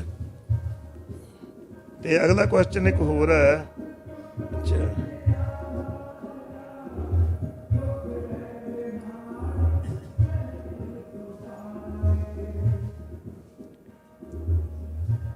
ਇਹ ਵੈਸੇ ਇੱਕ ਜਿਹੜਾ ਕੁਐਸਚਨ ਹੈ, ਵਾਹਿਗੁਰੂ ਜੀ ਕਿ ਮੁਕਤੀ ਤੋਂ ਬਾਅਦ ਸਾਡੀ ਜੋਤ ਰੱਬ ਨਾਲ ਮਿਲ ਜਾਂਦੀ ਹੈ, ਫਿਰ ਸਾਡਾ ਕੋਈ ਵਜੂਦ ਰਹਿ ਜਾਂਦਾ ਕਿ ਨਹੀਂ ਰਹਿ ਜਾਂਦਾ? ਕੋਈ ਵਜੂਦ ਨਹੀਂ ਰਹਿੰਦਾ ਜੀ। ਮੁਕਤੀ 4 ਪ੍ਰਕਾਰ ਦੀ ਮੰਨੀ ਹੈ। ਇੱਕ ਸਲੋਕ ਮੁਕਤੀ, ਦੂਜੀ ਸਮੀਪ ਮੁਕਤੀ, ਤੀਜੀ ਸਰੂਪ ਮੁਕਤੀ ਔਰ ਚੌਥੀ ਸਾਯੋਜ ਮੁਕਤੀ। ਜਿਹੜੀਆਂ 4 ਪ੍ਰਕਾਰ ਦੀਆਂ ਮੁਕਤੀਆਂ ਨੇ ਇਹਦੇ ਵਿੱਚ ਤਾਂ ਵਜੂਦ ਰਹਿ ਜਾਂਦਾ ਜੀ। ਸਮੀਪ ਮੁਕਤੀ ਹੁੰਦੀ ਆ ਆਪਣੇ ਸਵਾਮੀ ਦੀ ਨੇੜਤਾ ਮਿਲ ਜਾਣੀ, ਉਹਦੇ ਨਿਕਟ ਵਰਤੀ ਹੋ ਜਾਣਾ। ਸਰੂਪ ਮੁਕਤੀ ਹੁੰਦੀ ਆ ਉਹਦੇ ਜੈਸਾ ਸਰੂਪ ਪ੍ਰਾਪਤ ਹੋ ਜਾਣਾ। ਤੇ ਸ਼ਲੋਕ ਮੁਕਤੀ ਉਹਦੇ ਲੋਕ ਦੇ ਵਾਸੀ ਹੋ ਜਾਣਾ। ਜਿਹੜੀ ਸਾਯੋਜ ਮੁਕਤੀ ਹੈ, ਉਹਦੇ ਵਿੱਚ ਘੁਲ ਮਿਲ ਜਾਣਾ। ਉਹਦਾ ਦ੍ਰਿਸ਼ਟਾਂਤ ਇਸ ਤਰ੍ਹਾਂ ਦਿੱਤਾ ਜਾਂਦਾ ਹੈ ਵੀ ਜਿਹੜਾ ਲੂਣ ਆ ਪਾਣੀ ਵਿੱਚ ਮਿਲ ਗਿਆ, ਦੇਖਣ ਨੂੰ ਤਾਂ ਲੱਗਦਾ ਵੀ ਪਾਣੀ 'ਚ ਅਭੇਦ ਹੋ ਗਿਆ, ਪਰ ਅਭੇਦ ਨਹੀਂ ਹੋਇਆ, ਘੁਲ ਗਿਆ ਜ਼ਰੂਰ, ਪਰ ਉਹਨੂੰ ਫਿਰ ਪਾਣੀ ਤੋਂ ਵੱਖ ਕੀਤਾ ਜਾ ਸਕਦਾ ਹੈ। ਬੜੇ ਤਰੀਕੇ ਨੇ ਫਿਲਟਰ ਕਰਕੇ ਵੀ ਆਪਾਂ ਵੱਖ ਕਰ ਸਕਦੇ ਹਾਂ, ਹੋਰ ਵੀ ਕੋਈ ਤਰੀਕਾ ਹੋ ਸਕਦਾ ਹੈ। ਪਰ ਇੱਕ ਜਿਹੜੀ ਅਭੇਦ ਮੁਕਤੀ ਹੈ, ਜਿਉਂ ਜਲ ਮਹਿ ਜਲ ਆਏ ਘਟਾਨਾ, ਉਹ 4 ਤੋਂ ਵੱਖਰੀ ਹੈ। ਜਿਹੜੀ ਇਹ ਮੁਕਤੀ ਹੈ, ਇੱਥੇ ਕੋਈ ਵਜੂਦ ਨਹੀਂ ਬਚਦਾ। ਤੇ ਉਹ ਜੋਤੀ ਸੰਗ ਜੋਤ ਸਮਾਨਾ, ਪਾਣੀ 'ਚ ਮਿਲ ਗਿਆ, ਫਿਰ ਉਹਨੂੰ ਵੱਖ ਨਹੀਂ ਕੀਤਾ ਜਾ ਸਕਦਾ। ਫਿਰ ਆਪਣਾ ਐਕਚੁਅਲੀ ਜਿਹੜੀ ਆਪਣੀ ਅਸਲੀ ਸਟੇਜ ਆ ਲਾਸਟ, ਉਹ ਇਹੀ ਹੈ ਵੀ ਆਪਣੇ ਵਜੂਦ ਨੂੰ ਖਤਮ ਕਰਨਾ, ਆਪਣੇ ਆਪ ਨੂੰ ਭੇਦ ਕਰ ਦੇਣਾ ਉਸ ਪਰਮਾਤਮਾ ਦੇ ਵਿੱਚ, ਅਕਾਲ ਪੁਰਖ ਵਾਹਿਗੁਰੂ ਦੇ ਵਿੱਚ। ਠੀਕ ਹੈ, ਭੇਦ ਦਾ ਤਾਂ ਫਿਰ ਇਹੀ ਹੈ ਨਾ ਜੀ, ਆਪਣਾ ਤਾਂ ਕੁਝ ਨਹੀਂ ਰਹਿ ਜਾਂਦਾ। ਕੇਵਲ ਮੋਕਸ਼ ਉਹਦਾ ਨਾਮ, ਕੇਵਲ ਮੋਕਸ਼ ਦਾ ਉਹਦਾ ਕੇਵਲ ਮੋਕਸ਼ ਇਹੀ ਹੈ। ਅਗਲਾ ਕੁਐਸਚਨ ਹੈਗਾ ਜੀ, when will we witness the Guru Gobind Singh come back to lead the Khalsa? ਜੀ, ਕਹਿੰਦਾ ਗੁਰੂ ਸਾਹਿਬ ਖਾਲਸੇ ਨੂੰ ਲੀਡ ਕਰਨ ਵਾਸਤੇ ਕਦੋਂ ਵਾਪਸ ਆਉਣਗੇ? ਦੱਸੋ ਬਾਬਾ ਜੀ। ਬਾਬਾ ਜੀ, ਹਾਂਜੀ, ਇਹ ਤਾਂ ਦੱਸਿਆ ਹੀ ਨਹੀਂ ਜਾ ਸਕਦਾ ਬਾਬਾ ਜੀ। ਉਹ ਤਾਂ ਗਏ ਹੀ ਨਹੀਂ ਕਿਤੇ, ਆਪਾਂ ਕਹਿੰਦੇ ਖਾਲਸੇ ਦੇ ਵਿੱਚ ਹੀ ਵਸਦੇ ਨੇ। ਉਹਦਾ ਖਾਲਸਾ ਮੇਰੂ ਰੂਪ ਹੈ ਖਾਸ, ਜਦੋਂ ਇੱਕ ਗਿਆ ਹੀ ਨਹੀਂ ਹੈ, ਜਦੋਂ ਗੁਰੂ ਸਾਹਿਬ ਗਏ ਹੀ ਨਹੀਂ ਤਾਂ ਵਾਪਸ ਤਾਂ ਆਉਣਗੇ ਜੇ ਕਿਤੇ ਗਏ ਹੋਣ। ਉਹ ਗਏ ਨਹੀਂ ਕਿਤੇ। ਔਰ ਹੁਣ ਵੀ ਕਿਤੇ ਨੂੰ ਦਰਸ਼ਨ ਇੱਥੇ ਬਾਬਾ ਜੀ, ਇੱਕ ਮਿੰਟ। ਹਾਂਜੀ, ਗੰਡਾ ਸਿੰਘ ਦਾ ਨਾਮ ਤਾਂ ਤੁਸੀਂ ਸਾਰੇ ਜਿਹੜੇ ਪੜ੍ਹੇ ਲਿਖੇ ਸੁਣਿਆ ਹੋਵੇਗਾ, ਪ੍ਰਿੰਸੀਪਲ ਗੰਡਾ ਸਿੰਘ। ਉਸ ਵੇਲੇ ਮੇਰਾ ਬਚਪਨ ਸੀ ਵੀ ਮੈਂ ਉਹ ਚੀਜ਼ ਨੋਟ ਨਾ ਕਰ ਸਕਿਆ, ਮੈਨੂੰ ਪਛਤਾਵਾ ਹੈ ਅੱਜ ਵੀ ਉਸ ਗੱਲ ਦਾ। ਉਹ ਗੰਡਾ ਸਿੰਘ ਜੀ ਬੋਲ ਰਹੇ ਸੀ, ਜ਼ਿਲ੍ਹਾ ਲੁਧਿਆਣੇ ਦੇ ਵਿੱਚ ਇੱਕ ਥਾਂ ਤੇ ਮਹਾਂਪੁਰਸ਼ਾਂ ਦੇ ਕੋਲ ਜਿੱਥੇ ਸੀ, ਇਹਨਾਂ ਦੇ ਨਾਲ ਇੱਕ ਸੱਜਣ ਸੀ। ਉਹਨੇ ਗੱਲ ਦੱਸੀ, ਕਹਿਣ ਲੱਗੇ ਵੀ ਜਦੋਂ 1947 ਦੇ ਵਿੱਚ ਅਦਲਾ ਬਦਲੀ ਹੋਈ ਹੈ ਨਾ, ਇੱਧਰ ਤੇ ਉੱਧਰ, ਉੱਧਰੋਂ ਇੱਧਰ, ਮਤਲਬ ਜਿਹੜਾ ਹੈ, ਚਲੋ ਜੋ ਕੁਛ ਹੋਇਆ ਤਾਂ ਵਿਆਖਿਆ 'ਚ ਕੋਈ ਲੋੜ ਨਹੀਂ ਲਿਆਉਣ ਦੀ, ਵੀ ਇੱਧਰ ਤੋਂ ਜਾਣ ਵਾਸਤੇ ਪ੍ਰਬੰਧ ਕੀਤਾ ਹੋਇਆ ਸੀ ਸਰਕਾਰ ਨੇ। ਕੈਂਪ ਲੱਗੇ ਹੋਏ ਸੀ ਵੀ ਕੈਂਪਾਂ ਦੇ ਵਿੱਚ ਜਿਹੜਾ ਚਲਿਆ ਗਿਆ ਅੱਗੇ, ਜਿਹੜੀ ਫੌਜ ਪਹੁੰਚਾਉਂਦੀ ਸੀ ਉੱਥੇ। ਇੱਕ ਮੁਸਲਮਾਨ ਪਰਿਵਾਰ, ਇਹ ਉਹਨਾਂ ਨੇ ਆਪਣੀਆਂ ਲੜਕੀਆਂ ਨੂੰ ਇੰਨਾ ਪਰਦੇ ਦੇ ਵਿੱਚ ਰੱਖਦੇ ਆ, ਅੱਜ ਵੀ ਹੈਗੇ ਪਰਿਵਾਰ ਸਾਡੇ ਉੱਥੇ ਚੰਡੀਗੜ੍ਹ ਰੋਡ ਦੇ ਉੱਤੇ ਇੱਕ ਖਾਨ ਸਾਹਿਬ ਰਹਿੰਦੇ ਆ, ਮੇਰੇ ਬੜੇ ਮਿੱਤਰ, ਉਹ ਵੀ ਉਸੇ ਤਰ੍ਹਾਂ ਆਪਣੇ ਬੱਚਿਆਂ ਨੂੰ ਔਕਣੀ ਪਾਲ ਰਹੇ ਆ। ਤੇ ਉਹਦੇ ਘਰ ਵਾਲੀ ਤੇ ਉਹ ਦੋਨੇ ਆਪਸ ਵਿੱਚ ਹੀ ਵਿਚਾਰ ਕਰਦੇ ਆ ਵੀ 2 ਧੀਆਂ ਸੀ ਨੌਜਵਾਨਾਂ ਦੇ, ਲੜਕਾ ਕੋਈ ਹੈ ਨਹੀਂ ਸੀ। ਉਹ ਕਹਿੰਦੇ ਖਾਨ ਸਾਹਿਬ ਵੀ ਧੀਆਂ ਜਵਾਨ, ਵੀ ਇਹਨਾਂ ਦੀ ਪੱਤ ਲੁੱਟੀ ਜਾਊਗੀ, ਆਪਾਂ ਤੋਂ ਸਹਿਣ ਨਹੀਂ ਹੋਣੀ, ਵੀ ਇਸ ਕਰਕੇ ਬਿਹਤਰ ਇਹ ਹੈ ਵੀ ਆਪਣੇ ਹੱਥੀਂ ਇਹਨਾਂ ਧੀਆਂ ਦਾ ਕਤਲ ਕਰਦੇ। ਔਰ ਆਪਣਿਆਂ ਨੇ ਵੀ ਉਧਰ ਕੀਤਾ ਹੈ।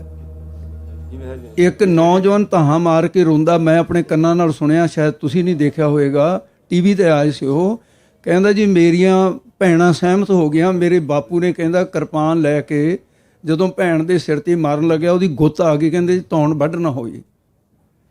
ਕਹਿੰਦੇ ਫਿਰ ਉਹ ਕੁੜੀ ਨੇ ਧੌਣ ਤੇ ਗੁੱਤ ਇੱਕ ਪਾਸੇ ਕਿਹਾ, ਬਾਪੂ ਵੀ ਇਹਦੇ ਨਾਲੋਂ ਵੱਢ ਦਿਓ। ਕਹਿੰਦਾ ਮੇਰੀਆਂ ਭੈਣਾਂ ਦੇ ਇਸ ਤਰ੍ਹਾਂ ਕਤਲ ਕੀਤੇ। ਹੁਣ ਉੱਧਰ ਵੀ ਹੋਇਆ, ਇੱਧਰ ਵੀ ਹੋਇਆ। ਉਹ ਖਾਨ ਸਾਹਿਬ ਕਹਿੰਦਾ ਵੀ ਮੇਰੇ ਕੋਲੋਂ ਇਹ ਹੋ ਨਹੀਂ ਸਕਣਾ, ਮੈਂ ਪੁੱਤਾਂ ਵਾਂਗੂ ਪਾਲੀਆ, ਮੈਂ ਕਿਸ ਤਰ੍ਹਾਂ ਧੀ ਨੂੰ ਵੱਢੂੰਗਾ, ਵੀ ਮੇਰੇ ਕੋਲੋਂ ਤਾਂ। ਕਹਿੰਦੇ ਵੀ ਹੋਰ ਰਾਹ ਕੀ ਹੈ? ਉਹ ਕਹਿੰਦਾ ਇੱਕ ਰਾਹ ਹੈਗਾ। ਕੀ? ਕਹਿੰਦੇ ਵੀ ਗੁਰੂ ਗੋਬਿੰਦ ਸਿੰਘ ਸਾਹਿਬ ਨੂੰ ਇਹ ਜ਼ਿੰਮੇਵਾਰੀ ਸੌਂਪ ਦਿੱਤੀ ਜਾਏ। ਉਹ ਇਕੱਲਾ ਸਿੱਖਾਂ ਦਾ ਹੀ ਨਹੀਂ ਹੈ, ਭਾਵਨਾ ਦੇ ਵਸ ਹੈ ਵੀ ਮੈਂ ਆਪਣੇ ਪਰਿਵਾਰ ਦੀ ਜ਼ਿੰਮੇਵਾਰੀ ਜਿਹੜੀ ਗੁਰੂ ਗੋਬਿੰਦ ਸਿੰਘ ਸਾਹਿਬ ਨੂੰ ਸੌਂਪਦਾ, ਤਾਂ ਤੂੰ ਮੇਰੇ ਨਾਲ ਸਹਿਮਤ ਹੋ, ਆਪਾਂ ਖੜ ਕੇ ਦਰਖਾਸਤ ਕਰਾਂਗੇ। ਉਹ ਖੁਦਾ ਦਾ ਪੁੱਤ ਹੈ। ਉਹਨਾਂ ਨੇ ਆਪਣੇ ਘਰੇ ਖੜ ਕੇ, ਦੋਨੇ ਲੜਕੀਆਂ ਖੜੀਆਂ ਤੇ ਉਹਨੇ ਦਰਖਾਸਤ ਕੀਤੀ, ਹੈ ਖੁਦਾ, ਐ ਗੁਰੂ ਗੋਬਿੰਦ ਸਿੰਘ, ਮੈਂ ਆਪਣਾ ਪਰਿਵਾਰ ਤੈਨੂੰ ਸਮਰਪਿਤ ਕੀਤਾ। ਜੇ ਹੁਣ ਅੱਜ ਇਹਨਾਂ ਧੀਆਂ ਦੀ ਇੱਜ਼ਤ ਲੁੱਟੀ ਗਈ ਤਾਂ ਤੂੰ ਜ਼ਿੰਮੇਵਾਰ ਹੈ। 100% ਯਕੀਨ ਕੀਤਾ। ਉਹ ਚੱਲ ਪਿਆ। ਘਰ ਤੋਂ ਬਾਹਰ ਜਦੋਂ ਨਿਕਲਿਆ ਤਾਂ ਇੱਕ ਨਿਹੰਗ ਸਿੰਘ ਘੋੜੇ ਤੇ ਆਉਂਦਾ ਦੇਖਿਆ ਤਾਂ ਬੱਚੀਆਂ ਡਰ ਗਈਆਂ ਵੀ ਉਹ ਸਿੰਘ ਆ ਰਿਹਾ ਤੇ ਪਿੱਛੇ ਜਥਾ ਵੀ ਹੋਊਗਾ। ਉਹ ਕਹਿੰਦੇ ਵੀ ਹੁਣ ਇਹ ਵਹਿਮ ਕਰਨ ਦੀ ਲੋੜ ਨਹੀਂ। ਘੋੜੇ ਵਾਲੇ ਨੇ ਘੋੜਾ ਰੋਕਿਆ। ਉਹਨੇ ਆ ਕੇ ਕਿਹਾ ਵੀ ਖਾਨ ਸਾਹਿਬ, ਤੁਹਾਨੂੰ ਪਤਾ ਹੈ ਵੀ ਜਿਹੜਾ ਵੀ ਅੜਿੱਕੇ ਆਉਂਦਾ ਉਹਨੂੰ ਵੱਢੀ ਤੁਰੀ ਜਾ ਰਿਹਾ ਹੈ, ਤੁਸੀਂ? ਉਹ ਕਹਿੰਦੇ ਵੀ ਨਹੀਂ, ਮੈਂ ਗੁਰੂ ਗੋਬਿੰਦ ਸਿੰਘ ਸਾਹਿਬ ਨੂੰ ਦਰਖਾਸਤ ਕਰਕੇ ਆਇਆ। ਉਹ ਕਹਿੰਦੇ ਜੀ ਗੁਰੂ ਗੋਬਿੰਦ ਸਿੰਘ ਸਾਹਿਬ ਨੂੰ ਦਰਖਾਸਤ ਕਰਕੇ ਆਇਆ, ਵੀ ਆ ਮੇਰੇ ਨਾਲ। ਉਹ ਨਿਹੰਗ ਸਿੰਘ ਮੂਹਰੇ ਹੋ ਗਿਆ ਤੇ ਪਿੱਛੇ ਉਹ ਪਰਿਵਾਰ, ਅੱਗੇ ਜਥਾ ਮਿਲਿਆ ਇੱਕ, ਤੇ ਉਹਨਾਂ ਨੇ ਆਪਣਾ ਸ਼ਿਕਾਰ ਸਮਝ ਕੇ ਉਹਨਾਂ ਤੇ ਹਮਲਾ ਕਰਨ ਦੀ ਜਦੋਂ ਉਹਨੇ ਕਿਹਾ ਖਬਰਦਾਰ, ਉਹਨੇ ਕਿਹਾ ਜਥੇਦਾਰ ਜੀ ਜੇ ਤੁਹਾਡੇ ਬੰਦੇ ਨੂੰ ਕੋਈ ਗੱਲ ਨਹੀਂ ਹੈਗੀ, ਜਾਓ ਤੁਸੀਂ। ਜਦੋਂ ਜਿੱਥੇ ਕੈਂਪ ਦੇ ਵਿੱਚ ਜਾ ਕੇ ਉਹਨੂੰ ਛੱਡਿਆ, ਪ੍ਰਿੰਸੀਪਲ ਗੰਡਾ ਸਿੰਘ ਬੈਠਾ ਤੇ ਨਾਲ ਉਹਦਾ ਪ੍ਰਚਾਰ ਕਰ ਰਿਹਾ, ਪੂਰੀ ਸੰਗਤ ਦੇ ਵਿੱਚ ਇਹ ਗੱਲ ਹੋਈ। ਉਹਨੇ ਪਿੰਡ ਦਾ ਨਾਮ ਹੀ ਦੱਸਿਆ ਸਾਰਾ। ਮੈਂ ਬੱਚਾ ਸੀ ਉਸ ਵੇਲੇ, ਨੋਟ ਨਹੀਂ ਕਰ ਸਕਿਆ। ਉਸ ਗੱਲ ਦਾ ਪਛਤਾਵਾ ਹੈ ਮੈਨੂੰ। ਉਹ ਜਿਸ ਵੇਲੇ ਕੈਂਪ ਉਹਨੇ ਕਿਹਾ, ਕਹਿੰਦੇ ਵੀ ਜਾਓ ਹੁਣ ਤੁਸੀਂ, ਆਓ ਸਾਹਮਣੇ ਕੈਂਪ ਹੈ, ਸਮਾਨ ਆਪਣਾ ਜਿਹੜਾ ਘਰ ਤੋਂ ਸੋਨਾ ਚਾਂਦੀ ਜੇਵਰਾਤ ਬਹੁਤ ਕੁਛ, ਕਿਉਂਕਿ ਉਹ ਲਿਜਾ ਕੇ ਰੱਖਿਆ। ਤਾਂ ਉਹਦੀ ਬੇਗਮ ਨੇ ਕਿਹਾ, ਕਹਿੰਦੇ ਖਾਨ ਸਾਹਿਬ ਐਡੀ ਮਿਹਨਤ ਕੀਤੀ ਹੈ, ਨਾਲ ਆਏ ਨੇ ਵੀ ਕੌਣ ਸਿੰਘ ਜੀ ਦਾ ਸਨਮਾਨ ਕਰਕੇ ਆ। ਉਹ ਕਹਿੰਦੇ ਵੀ ਪਰਿਵਾਰ ਉੱਥੇ ਛੱਡ ਕੇ ਜਦੋਂ ਪਿੱਛਾ ਮੁੜ ਕੇ ਦੇਖਿਆ, ਨਾ ਉੱਥੇ ਘੋੜਾ ਤੇ ਨਾ ਉੱਥੇ ਘੋੜੇ ਵਾਲਾ। ਉਹ ਕਹਿੰਦੇ ਵੀ ਜੇ ਕੋਈ ਆਮ ਨਿਹੰਗ ਸਿੰਘ ਹੁੰਦਾ, ਕਮ ਸੇ ਕਮ ਉਹ ਉੱਥੇ ਖੜਦਾ, ਜਾਂਦਾ, ਦੇਖਦਾ। ਉਹ ਕਹਿੰਦੇ ਵੀ ਗੁਰੂ ਗੋਬਿੰਦ ਸਿੰਘ ਸਾਹਿਬ ਨੂੰ ਯਾਦ ਕਰਕੇ ਅੱਜ ਵੀ ਉਹ ਪਰਿਵਾਰ ਧਾਹਾਂ ਮਾਰ ਕੇ ਯਾਦ ਕਰਦਾ ਵੀ ਜੇ ਮੈਨੂੰ ਪਤਾ ਹੁੰਦਾ ਤੂੰ ਸਿੰਘ ਦੇ ਰੂਪ 'ਚ ਆ ਗਿਆ, ਮੈਂ ਤੇਰੇ ਚਰਨ ਫੜ ਕੇ ਤੇਰੇ ਕੋਲੋਂ ਕੁਝ ਹੋਰ ਮੰਗਦਾ।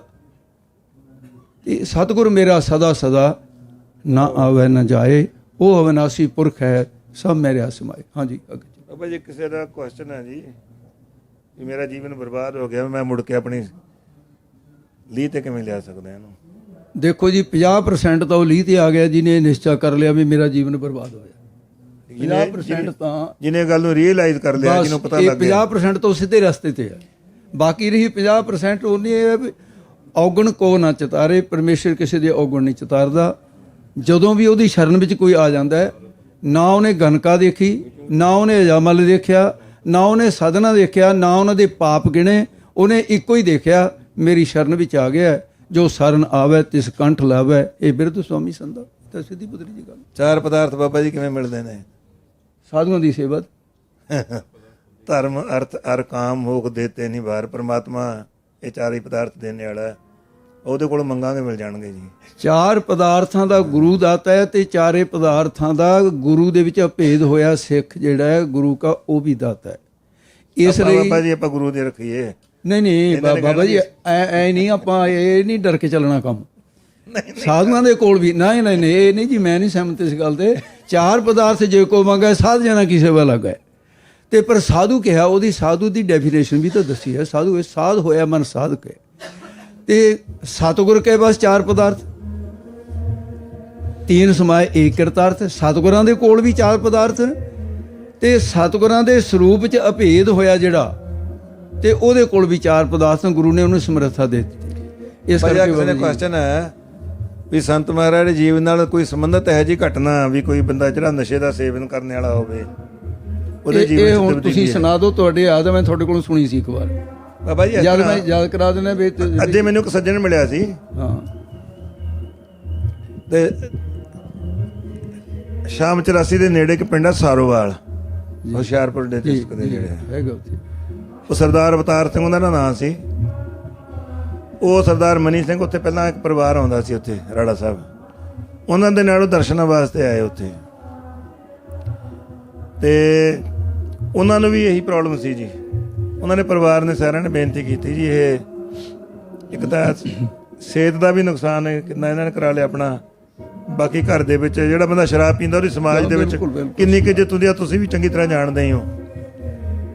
ਕਰ ਉਹਨਾਂ ਨੇ ਸੰਤ ਮਹਾਰਾਜ ਨੂੰ ਸਮਝਾਇਆ, ਉਹ ਹਾਂ ਕਹਿ ਕੇ ਚਲੇ ਗਿਆ ਜੀ, ਮੈਂ ਅੱਜ ਤੋਂ ਬਾਅਦ ਪੀਂਦਾ ਨਹੀਂ। ਜਦੋਂ ਜਲੰਧਰ ਗਿਆ, ਉਹ ਅਜੇ ਘਰ ਨਹੀਂ ਪਹੁੰਚਿਆ ਆਪਣੇ, ਉੱਥੇ ਬਾਰ ਦੇ ਵਿੱਚ ਚਲੇ ਗਿਆ ਪੀਣ ਵਾਸਤੇ, ਜਿਹੜੀ ਆਦਤ ਪੁਰਾਣੀ ਸੀ। ਤੇ ਉਹਨੇ ਮੂਹਰੇ ਸ਼ਰਾਬ ਦੀ ਬੋਤਲ ਵੀ ਖੋਲ ਕੇ ਰੱਖ ਲਈ, ਸਾਰੀ ਤਿਆਰੀ ਕਰ ਲਈ ਪੀਣ ਦੀ। ਉਹਨੂੰ ਕੋਈ ਆਵਾਜ਼ ਆਉਂਦੀ ਆ ਪਿੱਛੋਂ, ਵਾਹਿਗੁਰੂ। ਇਹ ਵੀ ਪਿੱਛੇ ਰਾੜਾ ਸਾਹਿਬ ਸੰਤਾਂ ਨਾਲ ਕੀ ਬਚਨ ਕਰਕੇ ਆਏ ਆ। ਪਿੱਛੇ ਮੁੜ ਕੇ ਦੇਖਦਾ ਕੋਈ ਬੰਦਾ ਨਹੀਂ ਮਿਲਦਾ ਉਹਨੂੰ। ਦੁਬਾਰਾ ਫੇਰ ਪੀਣ ਦੀ ਦੁਬਾਰਾ ਕੋਸ਼ਿਸ਼ ਕਰਦਾ, ਦੂਜੀ ਵਾਰ ਹੱਥ ਪਾਉਂਦਾ, ਫੇਰ ਆਵਾਜ਼ ਆਉਂਦੀ ਆ। ਜਦੋਂ ਤੀਜੀ ਵਾਰ ਕੋਸ਼ਿਸ਼ ਕਰਦਾ, ਪਿੱਛੇ ਮੁੜ ਕੇ ਦੇਖਦਾ ਮਿਲਦਾ ਕੋਈ ਹੈ ਨਹੀਂ। ਜਦੋਂ ਉਹਨੇ ਗਲਾਸ ਨੂੰ ਹੱਥ ਪਾਇਆ ਤੇ ਮੂੰਹ ਤੇ ਚਪੇੜ ਵੱਜੀ ਜੀ ਉਸ ਬੰਦੇ ਦੇ। ਵਾਹਿਗੁਰੂ ਵਾਹਿਗੁਰੂ। ਉਹ ਚਪੇੜ ਵੱਜਣ ਤੋਂ ਮੁੜ ਕੇ ਜੋ ਅੱਜ ਉਹ ਦਿਨ ਆ ਗਿਆ, ਹੁਣ ਤਾਂ ਉਹ ਚੜ੍ਹਾਈ ਕਰ ਗਏ ਜੀ। ਉਹ ਮੈਨੂੰ ਹੁਣ ਪਿੱਛੇ ਜੇ ਮੈਨੂੰ ਕੱਲ ਦੀ ਗੱਲ ਆ, ਪਤਾ ਨਹੀਂ ਕਿਤੇ, ਮੇਰੇ ਹੁਣ ਯਾਦ ਨਹੀਂ ਆ ਰਿਹਾ ਮੈਨੂੰ ਕਿੱਥੇ ਮਿਲੇ ਸੀ ਉਹਨਾਂ ਦੇ ਬੰਦੇ। ਨਹੀਂ, ਕਲਕੱਤੇ ਵੀ ਤਾਂ ਇਸ ਤਰ੍ਹਾਂ ਹੀ ਹੋਇਆ ਸ਼ਰਾਬੀ ਨਾਲ। ਬਹੁਤ ਇਸ ਤਰ੍ਹਾਂ ਦੀ ਬੜੀਆਂ ਮਿਸਾਲਾਂ ਨੇ। ਕਲਕੱਤੇ ਵੀ ਉਹ ਇੱਕ ਸ਼ਰਾਬੀ ਸੀ ਬਹੁਤ ਜ਼ਿਆਦਾ, ਜਿਸ ਤਰ੍ਹਾਂ ਦਾ ਇਹਨਾਂ ਨੇ ਦੱਸਿਆ ਹੈ। ਉੱਥੇ ਸੰਤ ਮਹਾਰਾਜ ਗਏ, ਦੀਵਾਨ ਲੱਗਣੇ ਸੀ ਉਹਨਾਂ ਦੇ, ਤੇ ਉਹਦੇ ਘਰ ਵਾਲੀ ਆ ਕੇ ਮਹਾਂਪੁਰਸ਼ਾਂ ਨੂੰ ਬੇਨਤੀ ਕਰਦੀ ਆ ਵੀ ਮਹਾਰਾਜ ਬਾਕੀ ਤਾਂ ਸਭ ਕੁਝ ਘਰ ਦੇ ਵਿੱਚ ਹੈ, ਪਰ ਮੇਰੇ ਘਰ ਵਾਲਾ ਜੀ ਸ਼ਰਾਬ ਬੜੀ ਮਾੜੀ ਹੈ, ਬਹੁਤੀ ਸ਼ਰਾਬ ਪੀਂਦਾ ਹੈ। ਤੇ ਮਹਾਂਪੁਰਸ਼ਾਂ ਦਾ ਦੇਖੋ, ਜਿਹੜੇ ਨਿਕਟ ਵਰਤੀ ਹੋ ਕੇ ਤੁਹਾਡੇ ਵਿੱਚ ਬਹੁਤ ਗੁਰਮੁਖੀਆਂ ਹੋ ਬੈਠੀਆਂ ਨੇ। ਚਲੋ ਮੈਨੂੰ ਤਾਂ 4-5 ਸਾਲ ਮਿਲੇ ਨੇ ਜ਼ਿੰਦਗੀ 'ਚ, ਮੈਂ ਤਾਂ ਕੋਈ ਬਹੁਤਾ ਦਾਵਾ ਨਹੀਂ ਕਰ ਸਕਦਾ, ਤੇ ਵੀ ਬਾਕੀ ਦਿਨ ਕਈਆਂ ਨੂੰ ਜ਼ਿੰਦਗੀ ਮਿਲੀ ਹੈ। ਉਹ ਮਹਾਂਪੁਰਸ਼ ਕਹਿੰਦੇ ਬੀਬਾ ਤੇ ਜਾ ਕੇ ਉਹਨੂੰ ਮੇਰੇ ਕੋਲ ਲੈ ਕੇ ਆ। ਉਹ ਕਹਿੰਦੀ ਜੀ ਉਹਨੇ ਆਉਣਾ ਨਹੀਂ, ਵੀ ਉਹਨੂੰ ਪਤਾ ਹੈ ਵੀ ਮੈਂ ਤੁਹਾਨੂੰ ਬੇਨਤੀ ਕਰੀ ਹੋਊ ਵੀ ਤੁਸੀਂ ਸ਼ਰਾਬ ਛਡਾਓਗੇ। ਕਹਿੰਦੇ ਇੱਕ ਗੱਲ ਦਾ ਵਾਅਦਾ ਕਰਕੇ ਆਈ ਉਹਦੇ ਨਾਲ, ਵੀ ਸੰਤਾਂ ਨੇ ਕਿਹਾ ਵੀ ਮੈਂ ਸ਼ਰਾਬ ਬਾਰੇ ਤੈਨੂੰ ਕੁਝ ਨਹੀਂ ਕਹੂੰਗਾ। ਉਹ ਕਹਿੰਦੀ ਠੀਕ ਹੈ। ਉਹ ਕਹਿੰਦੀ ਵੀ ਚੱਲ ਸੰਤ ਮਹਾਰਾਜ ਦੇ ਕੋਲ। ਉਹ ਕਹਿੰਦਾ ਵੀ ਮੈਂ ਨਹੀਂ ਕੀ ਕਰਨਾ, ਵੀ ਆਹੀ ਕੁਛ ਕੌਣ। ਕਹਿੰਦੇ ਨਹੀਂ, ਸੰਤਾਂ ਨੇ ਕਿਹਾ ਵੀ ਤੇਰੇ ਨਾਲ ਸ਼ਰਾਬ ਦੀ ਕੋਈ ਗੱਲ ਨਹੀਂ ਕਰਨੀ ਸੰਤਾਂ ਨੇ। ਕਹਿੰਦਾ ਫਿਰ ਚੱਲਦਾ। ਉਹ ਮਹਾਂਪੁਰਸ਼ਾਂ ਕੋਲ ਆ ਗਿਆ। ਬਸ ਉਹ ਜਿਹੜੀ ਨਜ਼ਰ ਸੀ, ਨਾਨਕ ਨਜ਼ਰੀ ਨਜ਼ਰ ਨਿਹਾਲ, ਉਹਨੂੰ ਕੁਛ ਨਹੀਂ ਕਿਹਾ ਵੀ ਤੂੰ ਸ਼ਰਾਬ ਛੱਡ ਦੇ, ਮੰਦਾ ਚੰਗਾ ਕੁਝ ਨਹੀਂ ਕਿਹਾ। ਉਹ ਦਰਸ਼ਨ ਕਰਕੇ ਵਾਪਸ ਚਲਾ ਗਿਆ। ਤੇ ਜਦੋਂ ਉਹ ਗਿਆ ਸ਼ਰਾਬ ਲੈਣ ਵਾਸਤੇ, ਸ਼ਰਾਬ ਉਹਨੇ ਲਈ ਠੇਕੇ ਤੋਂ ਜਿਵੇਂ ਲੈਂਦਾ ਸੀ ਅੱਗੇ। ਜਦੋਂ ਘਰ ਆਇਆ, ਉਹ ਸ਼ਰਾਬ ਦੀ ਬੋਤਲ ਖੋਲੀ, ਉਹ ਸਾਰੀ ਦੀ ਸਾਰੀ ਪਾਣੀ ਦੀ ਭਰੀ ਹੋਈ। ਉਹਨੇ ਡੱਟ ਉਸ ਤਰ੍ਹਾਂ ਬੰਦ ਕਰਕੇ ਉੱਪਰ ਜਾ ਕੇ ਠੇਕੇ ਵਾਲੇ ਨਾਲ ਲੜ ਪਿਆ। ਕਹਿੰਦਾ ਤੂੰ ਮੈਨੂੰ ਬੁੱਧੂ ਬਣਾ ਰਿਹਾ, ਤੈਨੂੰ ਪੈਸੇ ਦਿੱਤੇ ਨੇ ਅਸਲੀ ਸ਼ਰਾਬ ਦੇ, ਤੂੰ ਮੈਨੂੰ ਆ ਨਕਲੀ ਸ਼ਰਾਬ ਦੇ ਦਿੱਤੀ। ਉਹ ਕਹਿੰਦਾ ਵੀ ਉੱਪਰ ਸੀਲਬੰਦ, ਕਹਿੰਦਾ ਸੀਲਬੰਦ ਤੇਰੀਆਂ ਬੋਤਲਾਂ ਰੱਖੀਆਂ ਹੋਣਗੀਆਂ ਪਾਣੀ ਦੇ ਭਰ ਕੇ। ਉਹ ਕਹਿੰਦਾ ਵੀ ਤੂੰ ਹੋਰ ਲੈ ਜਾ, ਲੜਨਾ। ਉਹਨੇ ਦੂਜੀ ਬੋਤਲ ਦੇ ਦਿੱਤੀ। ਦੂਜੀ ਬੋਤਲ ਖੋਲੀ, ਉਹ ਫੇਰ ਪਾਣੀ ਦੀ। ਉਹ ਮੁੜ ਕੇ ਉਹਨੂੰ ਜਾ ਕੇ ਠੇਕਿਆ। ਉਹ ਕਹਿੰਦਾ ਵੀ ਤੂੰ ਸਦਾਈ ਹੋਇਆ, ਵੀ ਇਹ ਅਸੀਂ ਕਰ ਕਿਵੇਂ ਸਕਦੇ ਹਾਂ, ਅਸੀਂ ਵੀ ਕਿਸੇ ਨੂੰ ਲੇਖਾ ਜੋਖਾ ਦੇਣਾ ਹੈ। ਜੇ ਨਕਲੀ ਇਸ ਤਰ੍ਹਾਂ ਕਰਾਂਗੇ ਅਸੀਂ ਅੰਦਰ ਚਲੇ ਜਾਵਾਂਗੇ। ਉਹ ਕਹਿੰਦਾ ਵੀ ਐਂ ਕਰ, ਵੀ ਇੱਕ ਵਾਰੀ ਹੋਰ ਦੇ ਮੈਨੂੰ ਬੋਤਲ। ਉਹ ਕਹਿੰਦਾ ਵੀ ਤੂੰ ਛਾਂਟ ਕੇ ਦੇਖ ਲੈ ਇਹ ਸਰੀ। ਤੀਸਰੀ ਵਾਰੀ ਸ਼ਰਾਬ ਦੀ ਬੋਤਲ ਲੈ ਕੇ ਖੋਲੀ ਤਾਂ ਉਹ ਫੇਰ ਪਾਣੀ ਆ। ਤੇ ਘਰ ਵਾਲੀ ਨੂੰ ਕਹਿੰਦਾ ਵੀ ਹੁਣ ਐਂ ਕਰ, ਵੀ ਪਹਿਲਾਂ ਤਾਂ ਤੂੰ ਕਹਿੰਦੀ ਸੀ, ਹੁਣ ਮੈਂ ਚੱਲਦਾ ਸੰਤ ਮਹਾਰਾਜ ਦੇ ਕੋਲ। ਆ ਕੇ ਕਹਿੰਦਾ ਮਹਾਰਾਜ ਜੀ ਵੀ ਬਸ ਵੀ ਮੈਂ ਸ਼ਰਾਬ ਛਡਾਏ ਦਿੱਤੀ ਤੁਸੀਂ, ਹੁਣ ਮੈਂ ਕਿਹਾ। ਕਹਿੰਦੇ ਭਾਈ ਮੈਂ ਤਾਂ ਤੈਨੂੰ ਕੁਝ ਨਹੀਂ ਕਿਹਾ। ਦ੍ਰਿਸ਼ਟੀ ਨਾਲ ਆ ਗੱਲ ਹੈਗੀ ਇਸ ਤਰ੍ਹਾਂ ਦੀ ਹੈ। ਤੇ ਕਿਸੇ ਦਾ ਕੁਐਸਚਨ ਆ ਵੀ ਅੰਮ੍ਰਿਤ ਵੇਲਾ ਕਿਵੇਂ ਸਾਂਭਿਆ ਜਾ ਸਕਦਾ ਜੀ? ਰਾਤ ਦੀ ਰੋਟੀ ਨਾ ਖਾਵੇ, ਹਲਕੀ ਜੀ ਖੁਰਾਕ ਖਾਵੇ, ਤੇ ਅੰਮ੍ਰਿਤ ਵੇਲੇ ਦੀ ਕਣਕ ਦੀਆਂ ਰੋਟੀਆਂ ਜਿਹੜੀਆਂ ਖਾਸ ਕਰਕੇ, ਜਿਹੜੇ ਧੜੀ ਅੰਨ ਠੋਕ ਕੇ ਨਾ ਫਿਰ ਕਹਿੰਦੇ ਅੰਮ੍ਰਿਤ ਵੇਲੇ ਸੰਭਾਲਿਆ ਜਾਵੇ, ਇਹ ਨਹੀਂ ਸੰਭਾਲ ਹੁੰਦਾ। ਤੁਸੀਂ ਇੱਕ ਦਿਨ ਕਰਕੇ ਦੇਖੋ, ਹਲਕੀ ਜੀ ਖੁਰਾਕ ਖਾਇਓ ਰਾਤ ਦੇ ਟਾਈਮ, ਹਲਕੀ ਖੁਰਾਕ ਵੀ ਹਲਕੀ ਹੋਵੇ ਤੇ ਬਸ। ਰਾਤ ਨੂੰ ਸੌਣ ਦਾ ਵੀ ਕੋਈ ਟਾਈਮ ਹੋਵੇ ਨਾ ਹਾਂ, ਇਹ ਆ ਵੀ ਸੌਣ ਦਾ ਇਹ ਨਹੀਂ ਆ ਵੀ ਫੇਸਬੁੱਕਾਂ ਦੇਖਦੇ ਦੇਖਦੇ 12 1 ਵਜ ਕੇ 2 ਵਜ ਗਏ ਤੇ ਫਿਰ ਤਾਂ ਉਹੀ ਹੋ ਗਿਆ ਜਿਵੇਂ ਉਹ ਦਇਆ ਸਿੰਘ ਦਿਲਬਰ ਕਹਿੰਦਾ ਸੀ, ਕਹਿੰਦਾ ਨੌਜਵਾਨ ਮੈਨੂੰ ਮਿਲਿਆ, ਕਹਿੰਦਾ ਮੈਂ ਕਿਹਾ ਕਾਕਾ ਕਿੰਨੇ ਵਜੇ ਉੱਠਦਾ ਹੁੰਦਾ? ਕਹਿੰਦੇ ਵੀ ਅੰਮ੍ਰਿਤ ਵੇਲੇ 8 ਵਜੇ ਉੱਠਦਾ ਹੁੰਦਾ। ਉਹ ਕਹਿੰਦਾ ਵੀ ਅੰਮ੍ਰਿਤ ਵੇਲਾ ਕਾਹਤੇ ਕਹਿਣਾ ਇਹਨੂੰ? ਕਹਿੰਦਾ ਮੇਰਾ ਤਾਂ ਅੰਮ੍ਰਿਤ ਵੇਲਾ ਹੀ ਹੈ।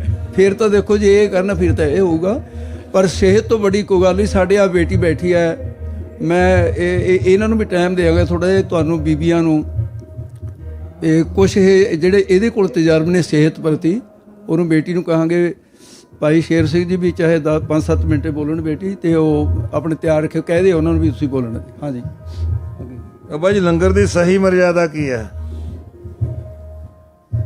ਜੋ ਗੁਰੂ ਸਾਹਿਬ ਨੇ ਬੰਨੀ ਆ।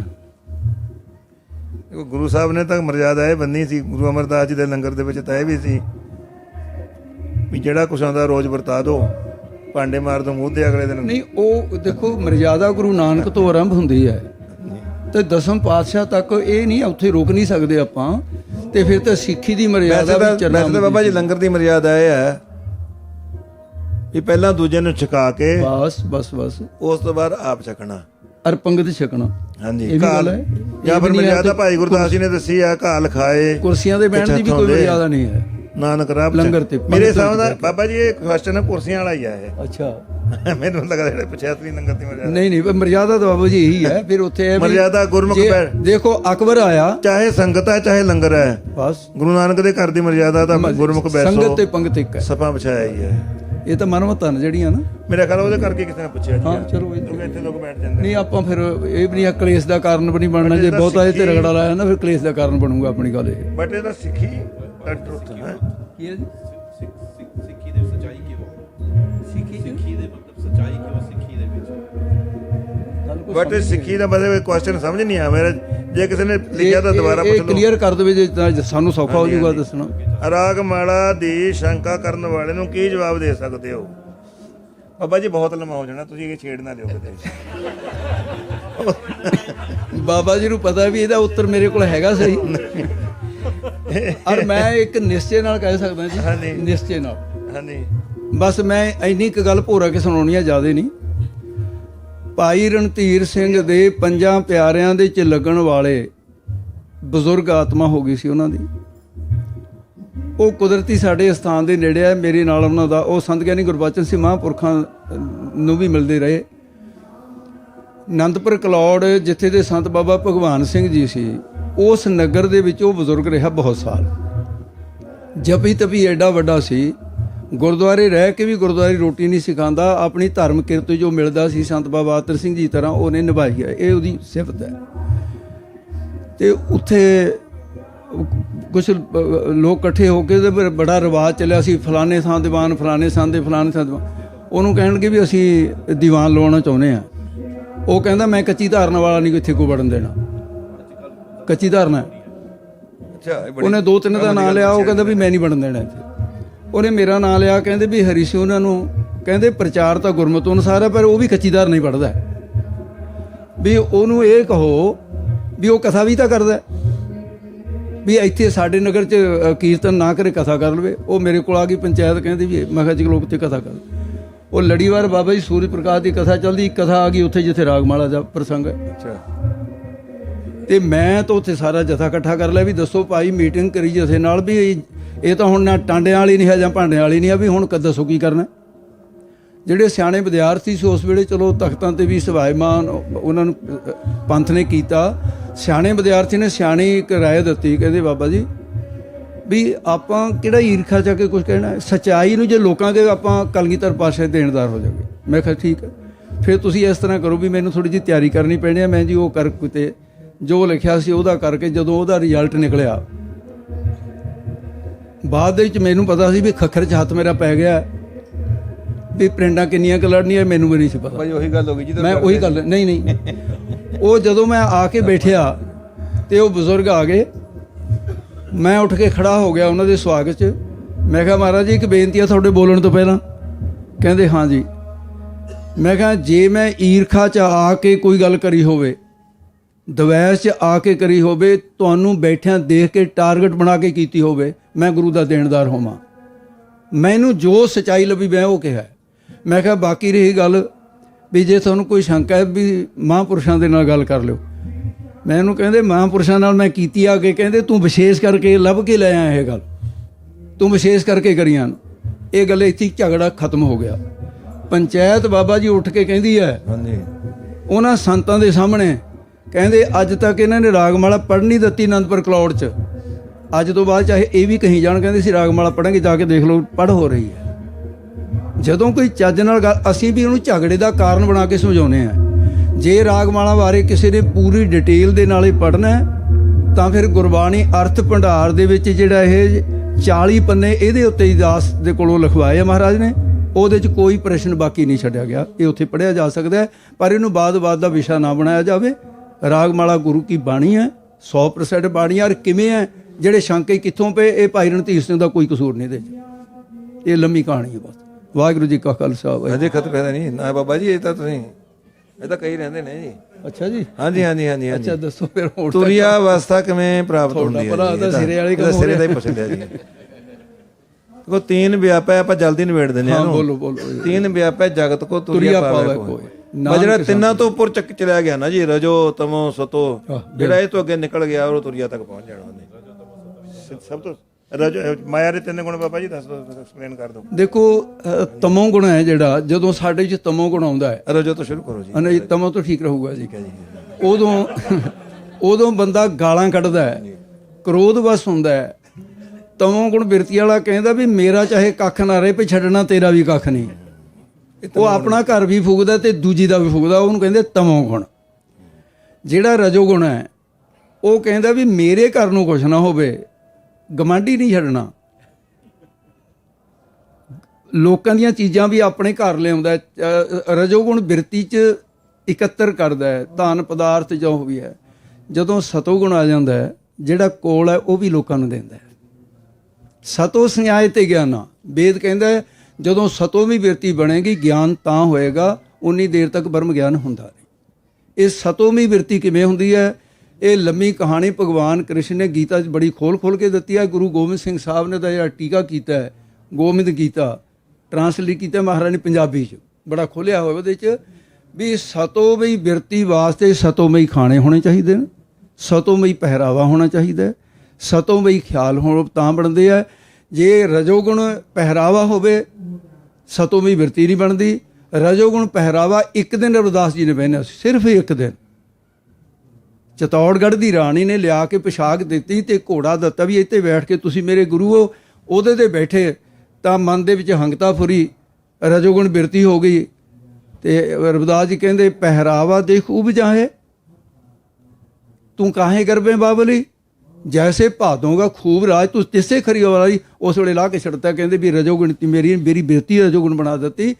ਮਹਾਂਪੁਰਸ਼ ਸਾਦਾ ਲਿਬਾਸ ਕਿਉਂ ਪਹਿਨਦੇ ਨੇ, ਸਾਦਾ ਖਾਣਾ ਕਿਉਂ ਕਹਿੰਦੇ, ਤੇ ਬਿਰਤੀ ਸਤੋਗੁਣ ਰਹੇ। ਸਤੋਗੁਣੀ ਬਿਰਤੀ ਇਸ ਤਰ੍ਹਾਂ ਬਣਦੀ। ਸਤੋਗੁਣੀ ਤੋਂ ਉਹ ਤੋਂ ਉੱਪਰ ਜਾਣਾ ਜੀ। ਅੱਛਾ, ਉਹ ਸਤੋ ਵੀ ਛੱਡ ਕੇ ਸਤੋ, ਹਾਂ ਜੀ, ਤੁਰਿਆ ਪਾਵਾ ਕੋਈ ਜਿਹੜੀ ਗੱਲ ਹੈ ਵੀ ਤੁਰਿਆ ਅਵਸਥਾ ਦੇ ਵਿੱਚ ਕੀ ਹੈ, ਸਤੋ ਬਿਰਤੀ ਦੇ ਵਿੱਚ ਹੰਗਤਾ ਦਾ ਪ੍ਰਭਾਵ ਨਹੀਂ ਰਹਿੰਦਾ, ਸੂਖਮ ਜੀ ਗੱਲ ਰਹਿੰਦੀ ਹੈ। ਤੇ ਜਿਹੜੀ ਸਾਡੀ ਅਸਲ ਦੇ ਵਿੱਚ ਬੁੱਧ ਹੈ ਨਾ, ਜਿਹਦੇ ਵਿੱਚ ਇਹ ਸਾਡੇ ਇੰਦਰੀਆਂ ਦਾ ਸਿਸਟਮ ਰੱਬ ਨੇ ਹਜਾ ਬਣਾਇਆ ਵੀ ਸਾਡਾ ਜਿਹੜਾ ਸਰੀਰ ਹੈ ਇਹਦੇ 'ਚ ਵਿਸ਼ੇਸ਼ ਕਰਕੇ ਇੰਦਰੀਆਂ, ਜਿਹੜੇ ਇੰਦਰੀਆਂ ਨੇ ਉਹਨਾਂ ਦਾ ਕੰਟਰੋਲ ਜਿਹੜਾ ਮਨ ਹੈ। ਜਿਹੜਾ ਮਨ ਹੈ, ਮਨ ਨੂੰ ਸੱਤਾ ਮਿਲਦੀ ਹੈ ਬੁੱਧ ਤੋਂ, ਬੁੱਧ ਨੂੰ ਸੱਤਾ ਮਿਲਦੀ ਹੈ ਆਤਮਾ ਤੋਂ। ਹੁਣ ਇਹਨਾਂ ਦੋਨਾਂ ਦਾ ਜਿੱਥੇ ਜੀਵ ਆਤਮਾ ਦਾ ਵਸ ਹੈ, ਬਿਲਕੁਲ ਜਿਵੇਂ ਮਹਾਰਾਜਾ ਸਿੰਘਾਸਣ ਤੇ ਬਹਿੰਦਾ ਤੇ ਉਹਦੀ ਮਹਾਰਾਣੀ ਖੱਬੇ ਪਾਸੇ ਬਹਿੰਦੀ ਹੈ, ਜੀਵ ਆਤਮਾ ਦੇ ਖੱਬੇ ਪਾਸੇ ਸੱਜੇ ਨੇਤਰ ਦੇ ਜੀਵ ਆਤਮਾ ਦਾ ਵਾਸਾ, ਖੱਬੇ ਪਾਸੇ ਬੁੱਧ ਦਾ ਵਾਸਾ ਹੈ। ਨੇੜੇ ਨੇੜੇ ਰਹਿੰਦੇ ਨੇ ਸਿੰਘਾਸਣ ਤੇ। ਪਰ ਉਹਦੇ 'ਚ ਫਿਰ ਜਿਸ ਵੇਲੇ ਸਤੋਮੀ ਬਿਰਤੀ ਬਣ ਜਾਂਦੀ ਹੈ, ਬੁੱਧ ਜਿਹੜੀ ਹੈ ਇਹਨੂੰ ਵਿਵੇਕ ਬੁੱਧ ਵੀ ਕਹਿੰਦੇ, ਵਿਵੇਕ ਬੁੱਧ ਸਤਿਗੁਰ ਤੇ ਪਾਈ। ਤੁਰਿਆ ਅਵਸਥਾ ਵੀ ਗੱਲਾਂ ਨਾਲ ਨਹੀਂ ਪ੍ਰਾਪਤ ਹੁੰਦੀ, ਤੁਰਿਆ ਅਵਸਥਾ ਸਤਿਗੁਰ ਤੇ ਹਰ ਜਾਨ। ਤੁਰਿਆ ਅਵਸਥਾ ਜੀ ਗੁਰੂ ਸਾਹਿਬ ਦੇ ਕੋਲ ਸਮਰੱਥ ਹੈ, ਮਹਾਂਪੁਰਸ਼ਾਂ ਕੋਲ ਸਮਰੱਥ ਹੈ, ਉਹ ਵੀ ਜਿਹੜੇ ਆਪ ਤੁਰਿਆ ਅਵਸਥਾ 'ਚ ਪਹੁੰਚੇ ਹੋਏ ਨੇ। ਮੈਂ ਨਿੱਕੀ ਜਿਹੀ ਇੱਕ ਗੱਲ ਆਪ ਜੀ ਨੂੰ ਸੰਤ ਗਿਆਨੀ ਗੁਰਬਚਨ ਸਿੰਘ ਜੀ ਦੇ ਕੋਲ ਇੱਕ ਮਹਾਤਮਾ ਆਇਆ, ਬਹੁਤ ਵਿਦਵਾਨ ਵੀ ਸੀ ਔਰ ਪਾਰਖੂ ਸੀ। ਉਹਨੇ ਪਿੰਡਰਾਂ ਵਾਲੇ ਸੰਤਾਂ ਦਾ ਨਾਮ ਸੁਣਿਆ ਸੀ, ਕਥਾ ਸੁਣਦਾ ਰਿਹਾ। ਕਥਾ ਸੁਣਨ ਤੋਂ ਬਾਅਦ ਤੇ ਜਥੇ ਵਾਲੇ ਸਿੰਘਾਂ ਨੂੰ ਕਹਿੰਦਾ ਵੀ ਮੈਂ ਤੁਹਾਡੇ ਸੰਤਾਂ ਨਾਲ ਕੋਈ ਵਚਨ ਕਰਨਾ। ਉਹ ਕਹਿੰਦੇ ਜੀ ਇੱਥੇ ਤਾਂ ਰੁਕਾਵਟ ਕੋਈ ਨਹੀਂ, ਵੀ ਤੁਸੀਂ ਕਰ ਲਓ। ਉਹ ਕਹਿੰਦੇ ਨਹੀਂ ਜੀ, ਪੁੱਛੋ ਸੰਤਾਂ ਨੂੰ। ਮਹਾਂਪੁਰਸ਼ਾਂ ਨੂੰ ਕਿਹਾ ਜੀ ਇਹ, ਉਹ ਕਹਿੰਦੇ ਕੋਈ ਗੱਲ ਨਹੀਂ ਭਾਈ, ਕਰ ਲਓ ਇਹ। ਉਹ ਕਹਿੰਦਾ ਮਹਾਰਾਜ ਮੈਂ ਤੁਹਾਡੇ ਕਲਿਆਂ ਨਾਲੇ ਕਰਨੀ ਹੈ। ਸੰਤ ਕਹਿੰਦੇ ਜਾਓ ਤੁਸੀਂ, ਇੱਥੇ ਕੀ ਕਰਨਾ, ਸੰਥਿਆ ਪਕਾਓ ਤੁਸੀਂ। ਉਹ ਸਾਰੇ ਸੰਥਿਆ ਪਕਾਉਣ ਵਾਸਤੇ ਚਲੇ ਗਏ ਪੁੱਥੀਆਂ ਲੈ ਕੇ। ਇੱਕ ਉਪਲਹੇੜੀ ਦਾ, ਰਾਜਪੁਰੇ ਦੇ ਕੋਲ ਉਪਲਹੇੜੀ ਪਿੰਡ ਹੈ, ਉੱਥੇ ਨਾਲ ਹੀ, ਇਹ GT ਰੋਡ ਦੇ ਨਾਲ ਹੀ ਹੈ ਸਾਡੇ ਇਲਾਕੇ ਦੀ। ਉੱਥੇ ਦਾ ਸੰਤਾਂ ਦੇ ਨਾਂ ਦਾ ਇੱਕ ਗੁਰਬਚਨ ਸਿੰਘ ਸੀ, ਉਹਦਾ ਨਾਮ ਵੀ ਹੁਣ ਸੰਤਾਂ ਦਾ ਨਾਮ ਵੀ ਗੁਰਬਚਨ ਸਿੰਘ ਸੀ। ਇਸ ਕਰਕੇ ਜਥੇ 'ਚ ਉਹਦਾ ਨਾਂ ਨਹੀਂ ਸੀ ਕੋਈ ਲੈਂਦਾ, ਉਹਨੂੰ ਰਾਗੀ ਸੂ ਕਹਿੰਦੇ ਸੀ। ਉਹ ਰਾਗੀ ਸੂ ਬੈਠਾ ਉੱਥੇ ਤੇ ਮਹਾਂਪੁਰਸ਼ ਕਹਿੰਦੇ ਭਾਈ ਦੱਸੋ ਹੁਣ ਸੰਤ ਜੀ। ਉਹ ਬਰਾਬਰ ਬਿਠਾਇਆ ਸੰਤ, ਕਹਿੰਦੇ ਜੀ ਇਹ ਬੈਠਾ ਹੈ ਵੀ ਮੈਂ ਗੱਲ ਕਰਨੀ ਸੀ ਕਲਿਆਂ ਨਾਲ। ਮਹਾਂਪੁਰਸ਼ ਆਮ ਕਰਕੇ ਬਚਨ ਨਹੀਂ ਸੀ ਆਜਾ ਕਰਦੇ। ਕਹਿੰਦੇ ਇਹ ਤਾਂ ਮੂਰਖ ਜਿਹਾ ਹੈ, ਇਹਨੂੰ ਕਿਹੜਾ ਗੱਲ ਸਮਝ ਆਉਣੀ ਹੈ ਤੇਰੇ ਵਾਲੀ। ਸੰਤਾਂ ਨੂੰ ਪਤਾ ਸੀ ਵੀ ਇਹਨੇ ਕੀ ਕਰਨਾ। ਉਹ ਕਹਿੰਦੇ ਜੀ ਬਹੁਤੀ ਕੋਈ ਲੰਮੀ ਚੜੀ ਗੱਲ ਹੀ ਨਹੀਂ, 2 ਸ਼ਬਦਾਂ ਦੀ ਗੱਲ ਹੈ। ਐਂ ਦੱਸੋ, ਤੁਹਾਡੀ ਕਥਾ ਸੁਣਨ ਤੋਂ ਬਾਅਦ ਮੈਂ ਤੁਹਾਡੀ ਅਵਸਥਾ ਪਰਖ ਚੁੱਕਾ। ਤੁਸੀਂ ਉਹ ਤੁਰੀ ਅਵਸਥਾ ਦੇ ਵਿੱਚ, ਔਰ ਮੈਂ ਹੈਰਾਨ ਇਹ ਹਾਂ ਇਸ ਅਵਸਥਾ ਦੇ ਵਿੱਚ ਜਾ ਕੇ ਕਥਾ ਨਹੀਂ ਕਰ ਸਕਦਾ। ਤੁਸੀਂ ਕਥਾ ਵੀ ਕਰਦੇ ਹੋ ਤੇ ਅਵਸਥਾ ਵੀ, ਇਹ 2 ਗੱਲਾਂ ਕਿਵੇਂ ਮੈਚਿੰਗ ਨਹੀਂ ਕਰਦੀਆਂ ਗੱਲਾਂ। ਮਹਾਂਪੁਰਸ਼ ਕਹਿੰਦੇ ਕਿਉਂ ਨਹੀਂ ਕਰ ਸਕਦੇ? ਉਹ ਕਹਿੰਦੇ ਵੀ ਕਥਾ ਹੁੰਦੀ ਹੈ ਅਗਿਆਨ ਦੇ ਵਿੱਚ। ਅਗਿਆਨ ਇਹ ਕਹਿੰਦਾ ਮੈਂ ਭਗਤਾਂ, ਇਹ ਸੁਣਨ ਵਾਲੇ ਨੇ, ਤੇ ਤੁਰੀ ਅਵਸਥਾ ਦੇ ਵਿੱਚ ਹੈ ਹੀ ਨਹੀਂ, ਉੱਥੇ ਇਕੱਲਾ ਹੀ ਇੱਕੋ ਹੀ ਹੈ। ਮੰਜ਼ਲ ਉਸ ਦੇ ਵਿੱਚ ਆਰਾਮ ਤਲਬੀ, ਜਿੱਥੇ ਇੱਕ ਦਸੰਦੜਾ 2 ਹੈ ਨਹੀਂ, ਦੂਆਪਣ ਹੈ ਨਹੀਂ। ਤੁਰੀ ਅਵਸਥਾ ਦੇ ਵਿੱਚ ਦੂਆਪਣ ਹੈ ਨਹੀਂ। ਸਭੇ ਕਟ ਰਾਮ ਬੋਲੇ, ਰਾਮਾ ਬੋਲੇ। ਮਹਾਂਪੁਰਸ਼ ਹੱਸ ਕੇ ਕਹਿੰਦੇ ਸੰਤ ਜੀ ਗੱਲ ਤੇਰੀ ਬਿਲਕੁਲ ਠੀਕ ਹੈ। ਇਹ ਗੁਰੂ ਨਾਨਕ ਦੇ ਘਰ ਦੀ ਪਰੰਪਰਾ ਪਿੱਛੋਂ ਗੁਰੂ ਸਾਹਿਬਾਨਾਂ ਤੋਂ ਚਲੀ ਆ ਰਹੀ ਹੈ। ਕਹਿੰਦੇ ਗੱਲ ਤੇਰੀ ਬਿਲਕੁਲ ਠੀਕ ਹੈ, ਪਰ ਕਹਿੰਦੇ ਅਗਿਆਨ ਜਿਹੜਾ ਹੈ ਉਹ ਉਨਾ ਕੁ ਕਾਬੂ ਕਰਕੇ ਰੱਖਿਆ ਵਾ ਜਿਹਦੇ ਨਾਲ ਕਥਾ ਹੁੰਦੀ ਰਹੇ ਤੇ ਲਾਭ ਉਠਾਉਂਦੇ ਰਹਿਣ। ਵਿੱਚ ਸਤਿਪੁਰਸ਼ਾਂ ਨੇ ਤੁਰੀ ਅਵਸਥਾ 'ਚ ਜਾ ਕੇ ਵੀ ਅਗਿਆਨ ਨੂੰ ਕਾਬੂ ਕਰਕੇ, ਜਿਵੇਂ ਚੁੱਲ੍ਹੇ ਦੀ ਅੱਗ ਨੂੰ ਕਾਬੂ ਕਰਕੇ ਅਸੀਂ ਰੋਟੀਆਂ ਪਕਾਉਂਦੇ ਹਾਂ, ਕੰਮ ਲੈਂਦੇ ਹਾਂ, ਉਹ ਇਸ ਤਰ੍ਹਾਂ ਇਹਦੇ ਕੋਲੋਂ ਕੰਮ ਲੈਂਦੇ ਆ। ਲੇਕਿਨ ਆਪਣਾ ਅਵਸਥਾ ਉਹਨਾਂ ਦੀ ਉੱਚੀ ਹੋ ਚੁੱਕੀ ਹੈ। ਬਾਬਾ ਜੀ ਮਤਲਬ ਤਾਂ ਹੈ ਨਾ ਜੀ, ਇਹਨਾਂ ਦਾ ਕੁਐਸਚਨ ਹੈ ਵੀ ਤੁਰੀ ਅਵਸਥਾ ਪ੍ਰਾਪਤ ਕਿਵੇਂ ਹੁੰਦੀ ਹੈ? ਪ੍ਰਾਪਤ ਕਿਵੇਂ ਹੁੰਦੀ ਹੈ? ਪ੍ਰਾਪਤ ਤਾਂ ਦੇਖੋ, ਇਨਸਾਨ ਆਪਣੇ ਉਦਮ ਦੇ ਨਾਲ ਕਈ ਚੀਜ਼ਾਂ ਹੁੰਦੀਆਂ ਜਿਹੜੀਆਂ ਆਪਣੇ ਉਦਮ ਦੇ ਨਾਲ ਮਿਲ ਜਾਂਦੀਆਂ ਨੇ। ਕਈ ਚੀਜ਼ਾਂ ਇਹੋ ਜਿਹੀਆਂ ਹੁੰਦੀਆਂ ਨੇ ਜਿਹੜੀਆਂ ਆਪਣੇ ਉਦਮ ਦੇ ਨਾਲ ਨਹੀਂ ਮਿਲਦੀਆਂ। ਉਦਮ ਕਰਨਾ ਜ਼ਰੂਰ ਹੈ, ਉਹ ਪ੍ਰਮਾਤਮਾ ਦੀ ਬਖਸ਼ਿਸ਼ ਦੇ ਨਾਲ ਮਿਲਦੀਆਂ ਨੇ। ਜੇ ਆਪਾਂ ਪ੍ਰਮਾਤਮਾ ਦੀ ਬਖਸ਼ਿਸ਼ ਦੇ ਆਸ ਦੇ ਉੱਪਰ ਕਹਾਂਗੇ ਰਹਿ ਕੇ ਆਪਣੀ ਵੱਲੋਂ ਕੋਈ ਪ੍ਰਸ਼ਾਰਤ ਨਾ ਕਰੀਏ, ਆਪਣੀ ਵੱਲੋਂ ਐਫਰਟ ਨਾ ਕਰੀਏ, ਫਿਰ ਵੀ ਗੱਲ ਨਹੀਂ ਬਣਨੀ। ਆਪਣੀ ਵੱਲੋਂ ਐਫਰਟ ਕਰਨੀ ਪਊਗੀ ਤੇ ਪ੍ਰਮਾਤਮਾ ਦੀ ਬਖਸ਼ਿਸ਼ ਦੀ ਆਸ ਰੱਖਣੀ ਪਊਗੀ। ਜਿੰਨੀ ਦੇਰ ਤੱਕ ਉਹਦੀ ਬਖਸ਼ਿਸ਼ ਨਹੀਂ ਹੁੰਦੀ ਉਨੀ ਦੇਰ ਤੱਕ ਤੁਰੀ ਅਵਸਥਾ ਮਿਲ ਨਹੀਂ ਸਕਦੀ। ਆਪਾਂ ਆਪਣੀ ਵੱਲੋਂ ਕਿੰਨਾ ਮਰਜ਼ੀ ਉਦਮ ਕਰੀ ਜਾਈਏ, ਪਰ ਉਦਮ ਫੇਰ ਵੀ ਨਹੀਂ ਛੱਡਣਾ। ਆਪਣੀ ਵੱਲੋਂ ਉਦਮ ਕਰਦੇ ਰਹਿਣਾ, ਪਰਮਾਤਮਾ ਦੀ ਬਖਸ਼ਿਸ਼ ਦੀ ਆਸ ਰੱਖਣੀ ਹੈ। ਜੇ ਪਰਮਾਤਮਾ ਨੇ ਉਹਦੀ ਨਜ਼ਰ ਉਹਦੀ ਜਦੋਂ ਸਵੱਲੀ ਹੋ ਗਈ, ਉਦੋਂ ਹੀ ਉਹਨੇ ਬਖਸ਼ਿਸ਼ ਕਰਕੇ ਸਾਨੂੰ ਇਹ ਤੁਰੀ ਅਵਸਥਾ ਕਹਿ ਲਓ, ਗਿਆਨ ਅਵਸਥਾ ਕਹਿ ਲਓ, ਇਹ ਬਖਸ਼ ਦੇਣੀ ਹੈ। ਆਪਣੀ ਵੱਲੋਂ ਯਤਨ ਕਰਦੇ ਰਹੀਏ, ਅਕਾਲ ਪੁਰਖ ਦੀ ਬਖਸ਼ਿਸ਼ ਦੀ ਕਿਰਪਾ ਦੀ ਆਸ ਰੱਖੀਏ। ਰਾਗਮਾਲਾ ਦਾ ਹੋ ਗਿਆ, ਹਾਊ ਟੂ, ਅੱਛਾ ਤੁਰੀ ਅਵਸਥਾ ਦਾ ਵੀ ਹੋ ਗਿਆ। ਇੱਕ ਹੋਰ ਆਇਆ ਸੀ ਰੀਸੈਂਟਲੀ, ਇੱਕ ਬੜੀ ਇੰਟਰਸਟਿੰਗ ਗੱਲ ਹੈ ਬਾਬਾ ਜੀ। ਜੀ ਮਹਾਰਾਜ, ਕੀ ਇਹ ਕਹਿੰਦੇ 60s ਦੇ ਵਿੱਚ, 70s ਦੇ ਵਿੱਚ, 60ਵੇਂ ਦੇ 70ਵੇਂ ਦੇ ਦਹਾਕੇ ਦੇ ਵਿੱਚ ਜਿਹੋ ਜਿਹੇ ਸੰਤ ਹੁੰਦੇ ਸੀ, ਵਾਹਿਗੁਰੂ, ਕਹਿੰਦੇ ਅੱਜ ਕੱਲ੍ਹ ਇਹੋ ਜਿਹੇ ਸੰਤ ਨਹੀਂ ਹੈਗੇ। ਇਹ ਬਿਲਕੁਲ ਠੀਕ ਹੈ ਜੀ। ਹਾਂਜੀ, ਇਹ ਬਿਲਕੁਲ ਠੀਕ ਹੈ, ਮੈਂ ਸਹਿਮਤ ਹਾਂ ਇਹਦੇ ਨਾਲ। ਇਹਦੇ ਨਾਲ ਇੱਕ ਮੈਂ ਥੋੜੀ ਜਿਹੀ ਗੱਲ ਦੱਸਣੀ ਚਾਹੁੰਦਾ। ਥੋੜੀ ਸ਼ਾਰਟ 'ਚ ਰੱਖਿਓ ਜੀ। ਛੋਟੀ ਹੈ ਜੇ ਲੋਕ ਛੋਟੀ, ਇੰਨੀ ਕਹਿ ਭੋਰਾ ਗਿਆ ਔਰ ਸਾਰਿਆਂ ਦੇ ਮੇਚ ਆਉਣ ਵਾਲੀ ਹੈ। ਇੱਕ ਸੰਨਿਆਸੀ ਸੰਤ ਸੀ ਬੰਕਾਪੁਰੀ ਸਾਡੇ ਇਲਾਕੇ ਤੇ ਉਹ ਮਹਾਤਮਾ ਕੁੰਭ ਦੇ ਮੇਲੇ ਤੇ ਗਏ ਹੋਏ ਤੇ ਉੱਥੇ ਉਸੇ ਅਵਸਥਾ ਦੇ 5 ਸੰਤ, 5-7 ਹੋਰ ਹੋਣਗੇ, ਕਿੰਨੇ ਕੁ ਸੀ। ਉਹਨਾਂ 'ਚ ਇੱਕ ਸੰਤ ਨੇ ਕਿਹਾ, ਕਹਿੰਦੇ ਭਾਈ ਬਈ ਸਮਾਂ ਬੜਾ ਭਿਆਨਕ ਆ ਰਿਹਾ ਹੈ। ਉਹ ਕਹਿੰਦੇ ਹਾਂ ਜੀ ਬਿਲਕੁਲ। ਕਹਿੰਦਾ ਵੀ ਅੱਗੇ ਜਿਹੜਾ ਸੰਤਾਂ ਦਾ ਸਮਾਂ ਜਿਹੜਾ ਉਹ ਤਾਂ ਧਰਤੀ ਰਹਿ ਨਹੀਂ ਸਕਦੀ, ਸੰਤਾਂ ਤੋਂ ਬਿਨਾਂ ਬਾਂਝੀ ਨਹੀਂ ਕਦੇ ਵੀ ਹੋਣੀ। ਜਿੱਦਣ ਸੰਤ ਨਾ ਕੋਈ ਹੋਇਆ ਉਹ ਧਰਤੀ ਵੀ ਨਹੀਂ ਹੋਣੀ। ਉਹ ਕਹਿੰਦਾ ਵੀ ਮੈਂ ਤਾਂ ਹੁਣ ਇਹ ਸੋਚ ਕੇ ਆਇਆ ਵੀ ਅਗਲਾ ਸਮਾਂ ਇਹੋ ਜਿਹਾ ਭਿਆਨਕ ਆਉਣ ਤੋਂ ਪਹਿਲਾਂ, ਕਹਿੰਦਾ ਕੁੰਭ ਦੇ ਮੇਲੇ ਤੋਂ ਬਾਅਦ ਮੈਂ ਤਾਂ ਆਪਣਾ ਸਰੀਰ ਇੱਥੇ ਹੀ ਛੱਡ ਜਾਣਾ। ਆਰਾਮ ਨਾਲ ਗੱਲਾਂ ਕਰਦੇ ਨਾ ਵੀ ਜੋ ਕੁਝ ਪਾਉਣਾ ਸੀ ਪਾ ਲਿਆ।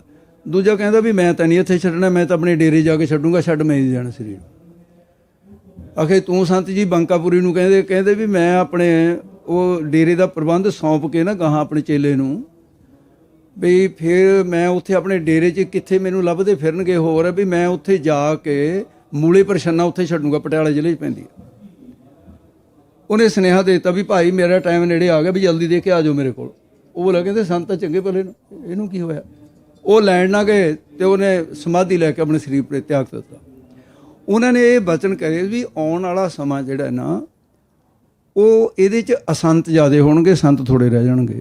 ਜਿਹੜੇ ਸੋੜੇ ਰਹਿ ਜਾਣਗੇ ਉਹਨਾਂ ਦਾ ਨਿਰਾਦਰ ਹੋਊਗਾ। ਇਹ ਪੰਡਤ ਗੁਲਾਬ ਸਿੰਘ ਜੀ ਨੇ ਕਿਹਾ ਵੀ ਜਿਨ ਕੇ ਮਨ ਮੇ ਹਰ ਧਿਆਨ ਨਹੀਂ ਸੁਭ ਪੰਥਨ ਤੇ ਮਿਟ ਜਾਵੇਂਗੇ, ਤਜ ਸੰਜਮ ਨੇਵ ਅਸੰਖ ਰੇ ਜਗ ਭੀਤਰ ਸਿੱਧ ਕਹਾਵੇਂਗੇ, ਜਗ ਫੈਲੇਗੋ ਇਹ ਭਾਂਤ ਕਲੂ ਸ਼ੁਭ ਸੰਤ ਨਿਰਾਦਰ ਪਾਵੇਂਗੇ। ਕਿਸੇ ਦੇ ਕੋਲੋਂ ਪਾ ਲੈਣ, ਕਈਆਂ ਦੇ ਕਰਮਾਂ 'ਚ ਨਿਰਾਦਰੀ ਲਿਖਿਆ ਹੁੰਦਾ, ਉਹਦੇ ਨਾਲ ਹੀ ਪਾਪ ਖੱਟੀ ਜਾਂਦੇ ਆ ਮੁਖਤ ਦੇ।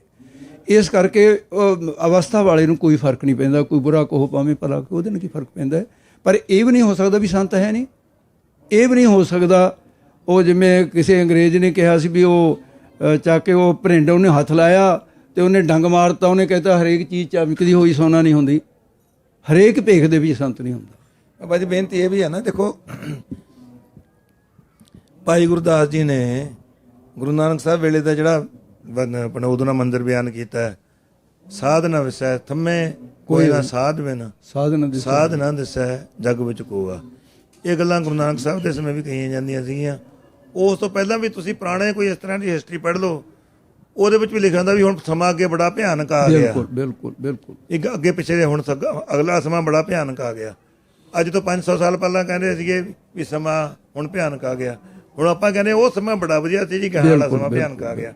ਅਸੀਂ ਆਪਣੇ ਬਜ਼ੁਰਗਾਂ ਪਾਸੋਂ ਸੁਣਦੇ ਸੀ ਪਹਿਲਾ ਸਮਾਂ ਬਹੁਤ ਵਧੀਆ ਸੀ, ਹੁਣ ਤਾਂ ਬੜਾ ਭਿਆਨਕ ਸਮਾਂ ਆ ਗਿਆ। ਬਿਲਕੁਲ ਅੱਜ ਆਪਾਂ ਹੁਣ ਕਹਿੰਦੇ ਆ ਪਿੱਛੇ ਸਮਾਂ ਬਹੁਤ ਵਧੀਆ ਸੀ, ਆਪਣੇ ਪਿਛਲੇ ਸਮੇਂ ਨੂੰ ਯਾਦ ਕਰਕੇ ਕਹਿੰਦੇ ਆ ਇਹ ਸਮਾਂ ਬੜਾ ਭਿਆਨਕ ਆ ਗਿਆ।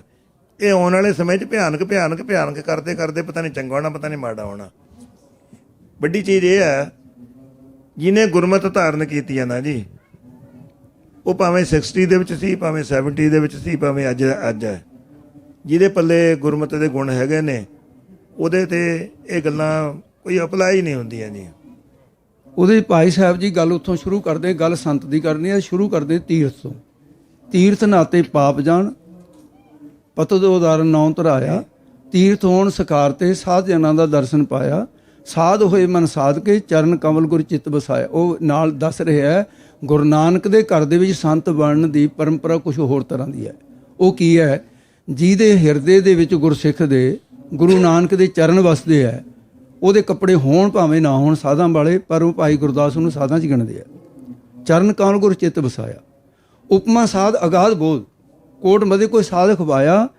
ਹੁਣ ਇੱਥੇ ਇੱਕ ਪੰਕਤੀ ਦੇ ਵਿੱਚ ਬੜੀ ਘੁੰਡੀ ਹੈ। ਉਹ ਕਹਿੰਦੇ ਬਾਕੀ ਦੇ ਮਤਾਂ ਦੇ ਵਿੱਚ ਤਾਂ ਕਰੋੜਾਂ 'ਚ ਇੱਕ ਸੰਤ ਹੈ, ਪਰ ਗੁਰੂ ਨਾਨਕ ਦੇ ਘਰ ਦੇ ਵਿੱਚ ਇੰਨੇ ਸੰਤ ਨੇ ਜਿਹਦੀ ਗਿਣਤੀ ਨਹੀਂ ਹੋ ਸਕਦੀ। ਗੁਰਸਿੱਖ ਸਾਧ ਅਸੰਖ ਜਗ, ਅਸੰਖ ਸੰਖਿਆ ਗਿਣਤੀ ਤੋਂ ਬੈ, ਗੁਰਸਿੱਖ ਸਾਧ ਅਸੰਖ ਜਗ। ਕਹਿੰਦੇ ਇਹਦਾ ਕਾਰਨ ਕੀ ਹੈ, ਧਰਮਸਾਲ ਥਾਂ ਥਾਂ ਸੁਹਾਇਆ। ਜਿੱਥੇ ਵੀ ਕੋਈ ਧਰਮਸਾਲ ਹੈ, ਗੁਰੂ ਨਾਨਕ ਦੇ ਘਰ ਦਾ ਉਪਦੇਸ਼ ਹੁੰਦਾ, ਉਹਦੇ ਨਾਲ ਅੱਗੇ ਮਨ ਨੂੰ ਸਾਧਿਆ ਜਾਂਦਾ। ਇਸ ਕਰਕੇ ਵੀ ਜਿਹੜੇ ਸਾਧਨਾ ਕਰਨ ਵਾਲੇ ਨੇ, ਭਾਈ ਗੁਰਦਾਸ ਸਾਹਿਬ ਨੇ ਵੀ ਚਰਨ ਕਮਲ ਹਿਰਦੇ 'ਚ ਵਸਾਏ ਨੇ। ਭਾਈ ਗੁਰਦਾਸ ਦੀ ਜਿਹੜੀ ਸੋਚ ਆ ਪੋਜ਼ਿਟਿਵ ਹੈ, ਜਿਹੜੀ ਮੈਂ ਕੱਲ ਕਹਿਣ ਲੱਗਿਆ ਸੀ ਨਾ ਬਾਬਾ ਜੀ, ਤੁਸੀਂ ਬਿਲਕੁਲ ਸਹੀ ਗੱਲ ਜਿਹਦਾ ਉੱਤਰ ਦਿੱਤਾ। ਮੈਂ ਵੀ ਤੁਹਾਨੂੰ ਗੱਲ ਕਹਿਣਾ ਨਾ ਜੀ, ਦੇਖੋ ਸੋਚ ਹਮੇਸ਼ਾ ਹੀ ਪੋਜ਼ਿਟਿਵ ਰੱਖਣੀ ਚਾਹੀਦੀ ਹੈ। ਬਿਲਕੁਲ ਸੋਚ ਹਮੇਸ਼ਾ ਸਿੱਖੀ ਇੱਥੇ ਖੜੀ ਹੈ। ਬਿਲਕੁਲ ਹਾਂ, ਜੇ ਆਪਾਂ ਇਹ ਕਹਿ ਦਾਂਗੇ ਜੀ ਹੁਣ ਤਾਂ ਫਲਾਣੇ ਪਏ, ਪਹਿਲਾਂ ਵਰਗੇ ਸਿੱਖ ਨਹੀਂ ਰਹੇ। ਅੱਜ ਵੀ ਕਈ ਬੰਦੇ ਕਹਿੰਦੇ ਦੇਖੋ ਸਿੱਖੀ ਤਾਂ ਡੁੱਬ ਗਈ ਜੀ, ਸਿੱਖੀ ਤਾਂ ਜੀ ਚ ਗਈ।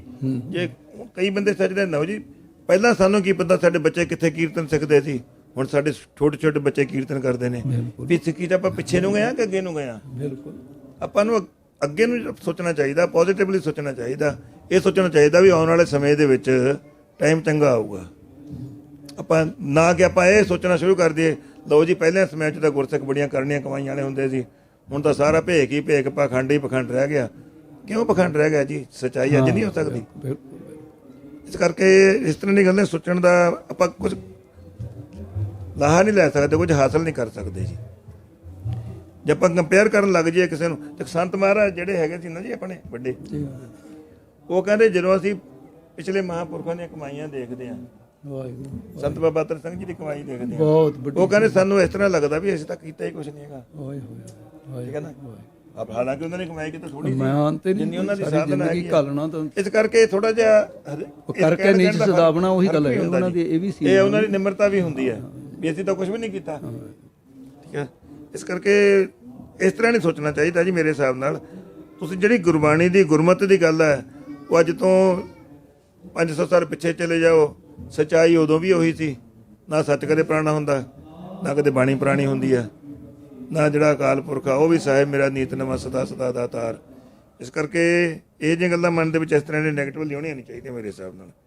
ਬਾਬਾ ਜੀ ਮੇਰੇ ਹਿਸਾਬ ਨਾਲ ਤਕਰੀਬਨ ਇਹਨਾਂ ਦਾ ਸਾਰਿਆਂ ਦਾ ਉੱਤਰ ਮਿਲ ਜੇ। ਇਹਨਾਂ ਦੀ ਤਸੱਲੀ ਹੋਗੀ ਤਾਂ ਬਹੁਤ ਚੰਗੀ ਗੱਲ ਹੈ ਜੀ। ਜੇ ਨਹੀਂ ਹੋਈ, ਅਖੀਰ ਦੇ ਵਿੱਚ ਇੱਕ ਬੇਨਤੀ ਆ ਤੁਹਾਨੂੰ ਹੱਥ ਜੋੜ ਕੇ, ਜਿੰਨੇ ਵੀ ਤੁਸੀਂ ਇੱਥੇ ਬੈਠੇ ਹੋ, ਸੰਤ ਮਹਾਰਾਜ ਦੀ ਯਾਦ ਮਨਾ ਕੇ ਹਟੇ ਆ। ਬੁਲਵਰਾਂਟੂ ਦੀ ਮਨਾਈ ਇੱਥੇ ਮਨਾ ਰਹੇ ਆ, ਕਿ ਹੋਰ ਮੁਲਕਾਂ ਤੇ ਵੀ ਮਨਾ ਰਹੇ ਆ। ਰਾੜਾ ਸਾਹਿਬ ਦੀ, ਚਲੋ ਮੈਂ ਤਾਂ ਇੱਥੇ ਸੀ, ਗੁਰਪ੍ਰੀਤ ਸਿੰਘ ਗਿਆ ਸੀ ਮੇਰੇ ਵੱਲੋਂ, ਮਹਾਂਪੁਰਸ਼ਾਂ ਨੇ ਮੇਰੇ ਥਾਂ ਤੇ ਉਹਨੂੰ ਟਾਈਮ ਦਿੱਤਾ ਉੱਥੇ। ਉਹਨੇ ਮੈਨੂੰ ਫੋਨ ਤੇ ਦੱਸਿਆ, ਕਹਿੰਦਾ ਜੀ ਵੀ ਐਤਕੀ ਵਾਰ ਰਾੜਾ ਸਾਹਿਬ ਦੀ ਇਕੱਤਰਤਾ ਦਾ ਕੋਈ ਹਿਸਾਬ ਕਿਤਾਬ ਨਹੀਂ ਰਿਹਾ, ਵੀ ਹਿਸਾਬ ਕਿਤਾਬ ਤੋਂ ਬਾਹਰ ਹੋ ਗਿਆ। ਦਿਨ ਦਿਨ ਚੜ੍ਹਾਏ ਸਵਾਇਆ ਨਾਨਕ ਹੋਤ ਨਾ ਘਾਟ। ਤੇ ਉਹ ਮਹਾਂਪੁਰਸ਼ਾਂ ਦੇ ਜਿਨ੍ਹਾਂ ਨੇ ਜ਼ਿੰਦਗੀ ਲਾ ਦਿੱਤੀ। ਯਾਰ ਜਦੋਂ ਕੋਈ ਆ ਕੇ ਕੋਈ ਸਵਾਲ ਕਰਦਾ, ਹੋਰ ਸਿੱਧੀ ਗੱਲ ਇਹ ਕਹਿੰਦੇ ਭਾਈ ਅੰਮ੍ਰਿਤ ਛਕੋ। ਹੁਣ ਜੇ ਸਾਰੀ ਉਮਰ ਬਰਸੀਆਂ ਮਨਾਈ ਜਾਓਗੇ ਬੀਬੀ, ਉਹ ਤੁਹਾਡੇ 'ਚ ਅੰਮ੍ਰਿਤ ਕੋਈ ਛਕੇ ਨਾ। ਸੰਤ ਮਹਾਰਾਜ ਦੇ ਤੁਸੀਂ ਇਹ ਸਮਝੋ ਵੀ ਅਸੀਂ ਖੁਸ਼ੀ ਦੇ ਪਾਤਰ ਬਣ ਗਏ, ਤੁਹਾਡਾ ਭੁਲੇਖਾ ਹੋਊਗਾ। ਇਹ ਭੁਲੇਖਾ ਦੂਰ ਕਰ ਦਿਓ, ਗੁਰੂ ਵਾਲੇ ਬਣੋ। ਸਵਾਸ ਜਾ ਰਹੇ ਨੇ, ਸਿੱਖੀ ਬੜੀ ਕੀਮਤੀ ਹੈ। ਮਾਤਾ ਸਾਹਿਬ ਕੌਰ ਦੀਆਂ ਧੀਆਂ ਬਣੋ, ਮਾਤਾ ਸਾਹਿਬ ਕੌਰ ਦੇ ਪੁੱਤ ਬਣੋ, ਗੁਰੂ ਗੋਬਿੰਦ ਸਿੰਘ ਸਾਹਿਬ ਦੇ ਪੁੱਤਰ ਬਣੋ। ਤੇ ਜਿਹੜੇ ਕੁੱਤੇ ਦੇ ਗਲ 'ਚ ਪਟਾ ਪਾਇਆ ਹੁੰਦਾ ਹੈ ਉਹ ਬਚ ਜਾਂਦਾ ਹੈ। ਜੇ ਗਲਤੀ ਵੀ ਹੋ ਜਾਵੇ ਤਾਂ ਵੀ ਕਿਤੇ ਕਿਤੇ ਦੇ ਬਖਸ਼ੇ ਵੀ ਜਾਵਾਂਗੇ। ਜਿਹਦਾ ਹੈ ਹੀ ਨਹੀਂ ਕੋਈ ਗੁਰਮੰਤਰਹੀਣ ਜੋ ਪ੍ਰਾਣੀ, ਤ੍ਰਿਗੰਤ ਜਨਮ ਪ੍ਰਸਨਾ ਹੈ। ਉਹ ਭ੍ਰਿਸ਼ਟਿਆ ਹੋਇਆ ਜਨਮ ਨਾ ਸੰਤ ਮਹਾਰਾਜ ਨੂੰ ਪ੍ਰਵਾਨ ਹੋਊਗਾ ਤੇ ਨਾ ਗੁਰੂ ਸਾਹਿਬ ਨੂੰ ਪ੍ਰਵਾਨ ਹੈ। ਇਸ ਕਰਕੇ ਆਪਣੇ ਮਨ ਨੂੰ ਬਣਾਓ ਤੇ ਉਹ ਕੁਛ ਕਰੋ ਜਿਹਦੇ ਤੇ ਸੰਤ ਮਹਾਰਾਜ ਆਪ ਵੀ ਖੁਸ਼ ਹੋ ਜਾਣ ਤੇ ਗੁਰੂ ਸਾਹਿਬ ਵੀ ਖੁਸ਼ ਹੋ ਜਾਣ। ਆਪਾਂ ਬਾਬਾ ਜੀ ਵਿਚਾਰ ਵੀ ਇਹੀ ਕੀਤੀ ਹੈ ਨਾ ਚਾਲੇ ਦੀਵਾਨ ਦੇ ਵਿੱਚ। ਬਿਲਕੁਲ, ਉਹ ਵਿਚਾਰ ਵੀ ਆਪਾਂ ਜਿਹੜੀ ਹੈਗੀ ਆ ਨਾ, ਸਭ ਤੋਂ ਵੱਡੀ ਚੀਜ਼ ਆ ਕੌਣ ਸੰਤ ਸੀ, ਕੌਣ ਕਿੱਡਾ ਵੱਡੀ ਮੁਰਾਤਬਾ ਸੀ, ਕੌਣ 60 ਦੇ ਵਿੱਚ 70 ਦੇ ਵਿੱਚ। ਅਸੀਂ ਉਹਨਾਂ ਗੱਲਾਂ ਨੂੰ ਛੱਡ ਕੇ ਅਸੀਂ ਤਾਂ ਇਹ ਸੋਚੀਏ ਵੀ ਸਾਨੂੰ ਗੁਰੂ ਸਾਹਿਬ ਨੇ ਸਿੱਖੀ ਬਖਸ਼ੀ ਹੈ, ਅਸੀਂ ਸਿੱਖ ਬਣ ਜਾਈਏ ਜੀ। ਬੇਟਾ ਜਪਜੀ ਕਮ ਯਾਰ, ਸਿੱਖ ਬਣ ਜਾਈਏ। ਤੇ ਸਿੱਖ ਬਣਨ ਵਾਸਤੇ ਜਿਹੜੇ ਬੇਸਿਕ ਚੀਜ਼ਾਂ ਨੇ ਸਿੱਖੀ ਦੀਆਂ, ਤੇ ਉਹਨਾਂ ਦੇ ਧਾਰਨੀ ਬਣ ਜਾਈਏ।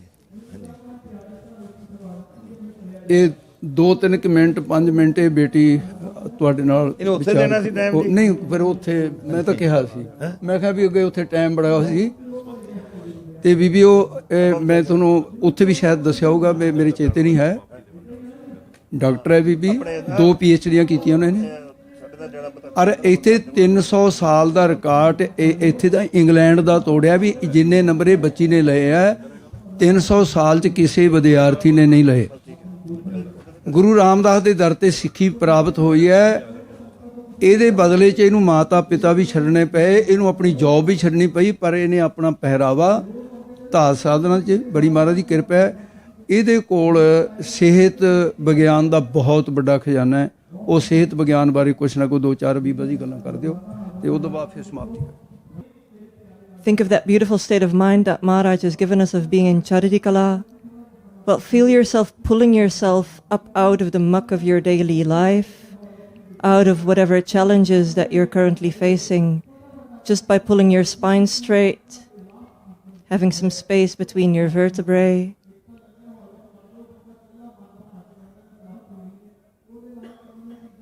Feeling your shoulders lower down. You might have been holding them up, carrying invisible weight, mental load. Let that just sink down. And become aware of your sternum, of your chest, and let your sternum lift up a little.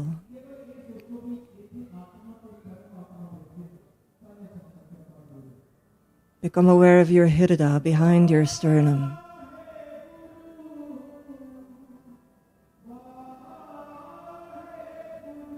It's here in the Hirada that you can sit most closely with your own Atma, where you can meet Vaheguru, where you can meet Paramatma.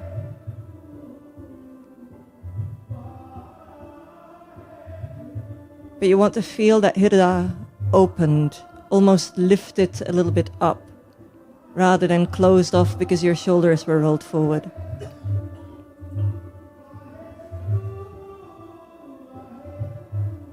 And put your Tian in your Hirada, in your heart. Not the physical pum that it is, the space here for you to dwell. And allow your breath to become slower and deeper.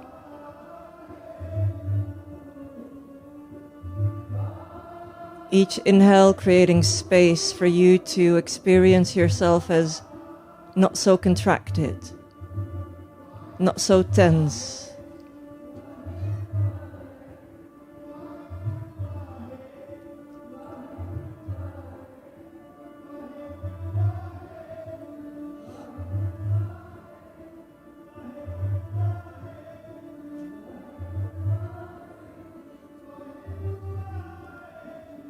Each inhale, more centering, more life-giving. Each exhale, releasing the tension that you're holding.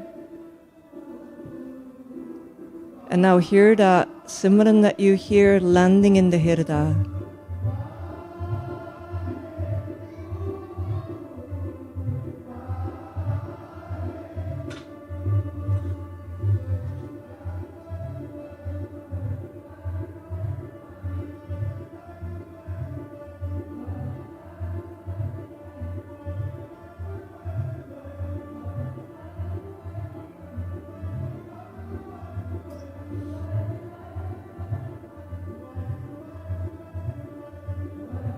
If your mind runs off, if it bothers you, if it comes up with things you still need to think of, things you still need to do, give it little tasks.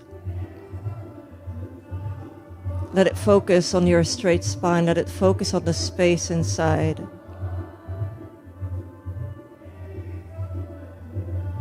Let it settle in that.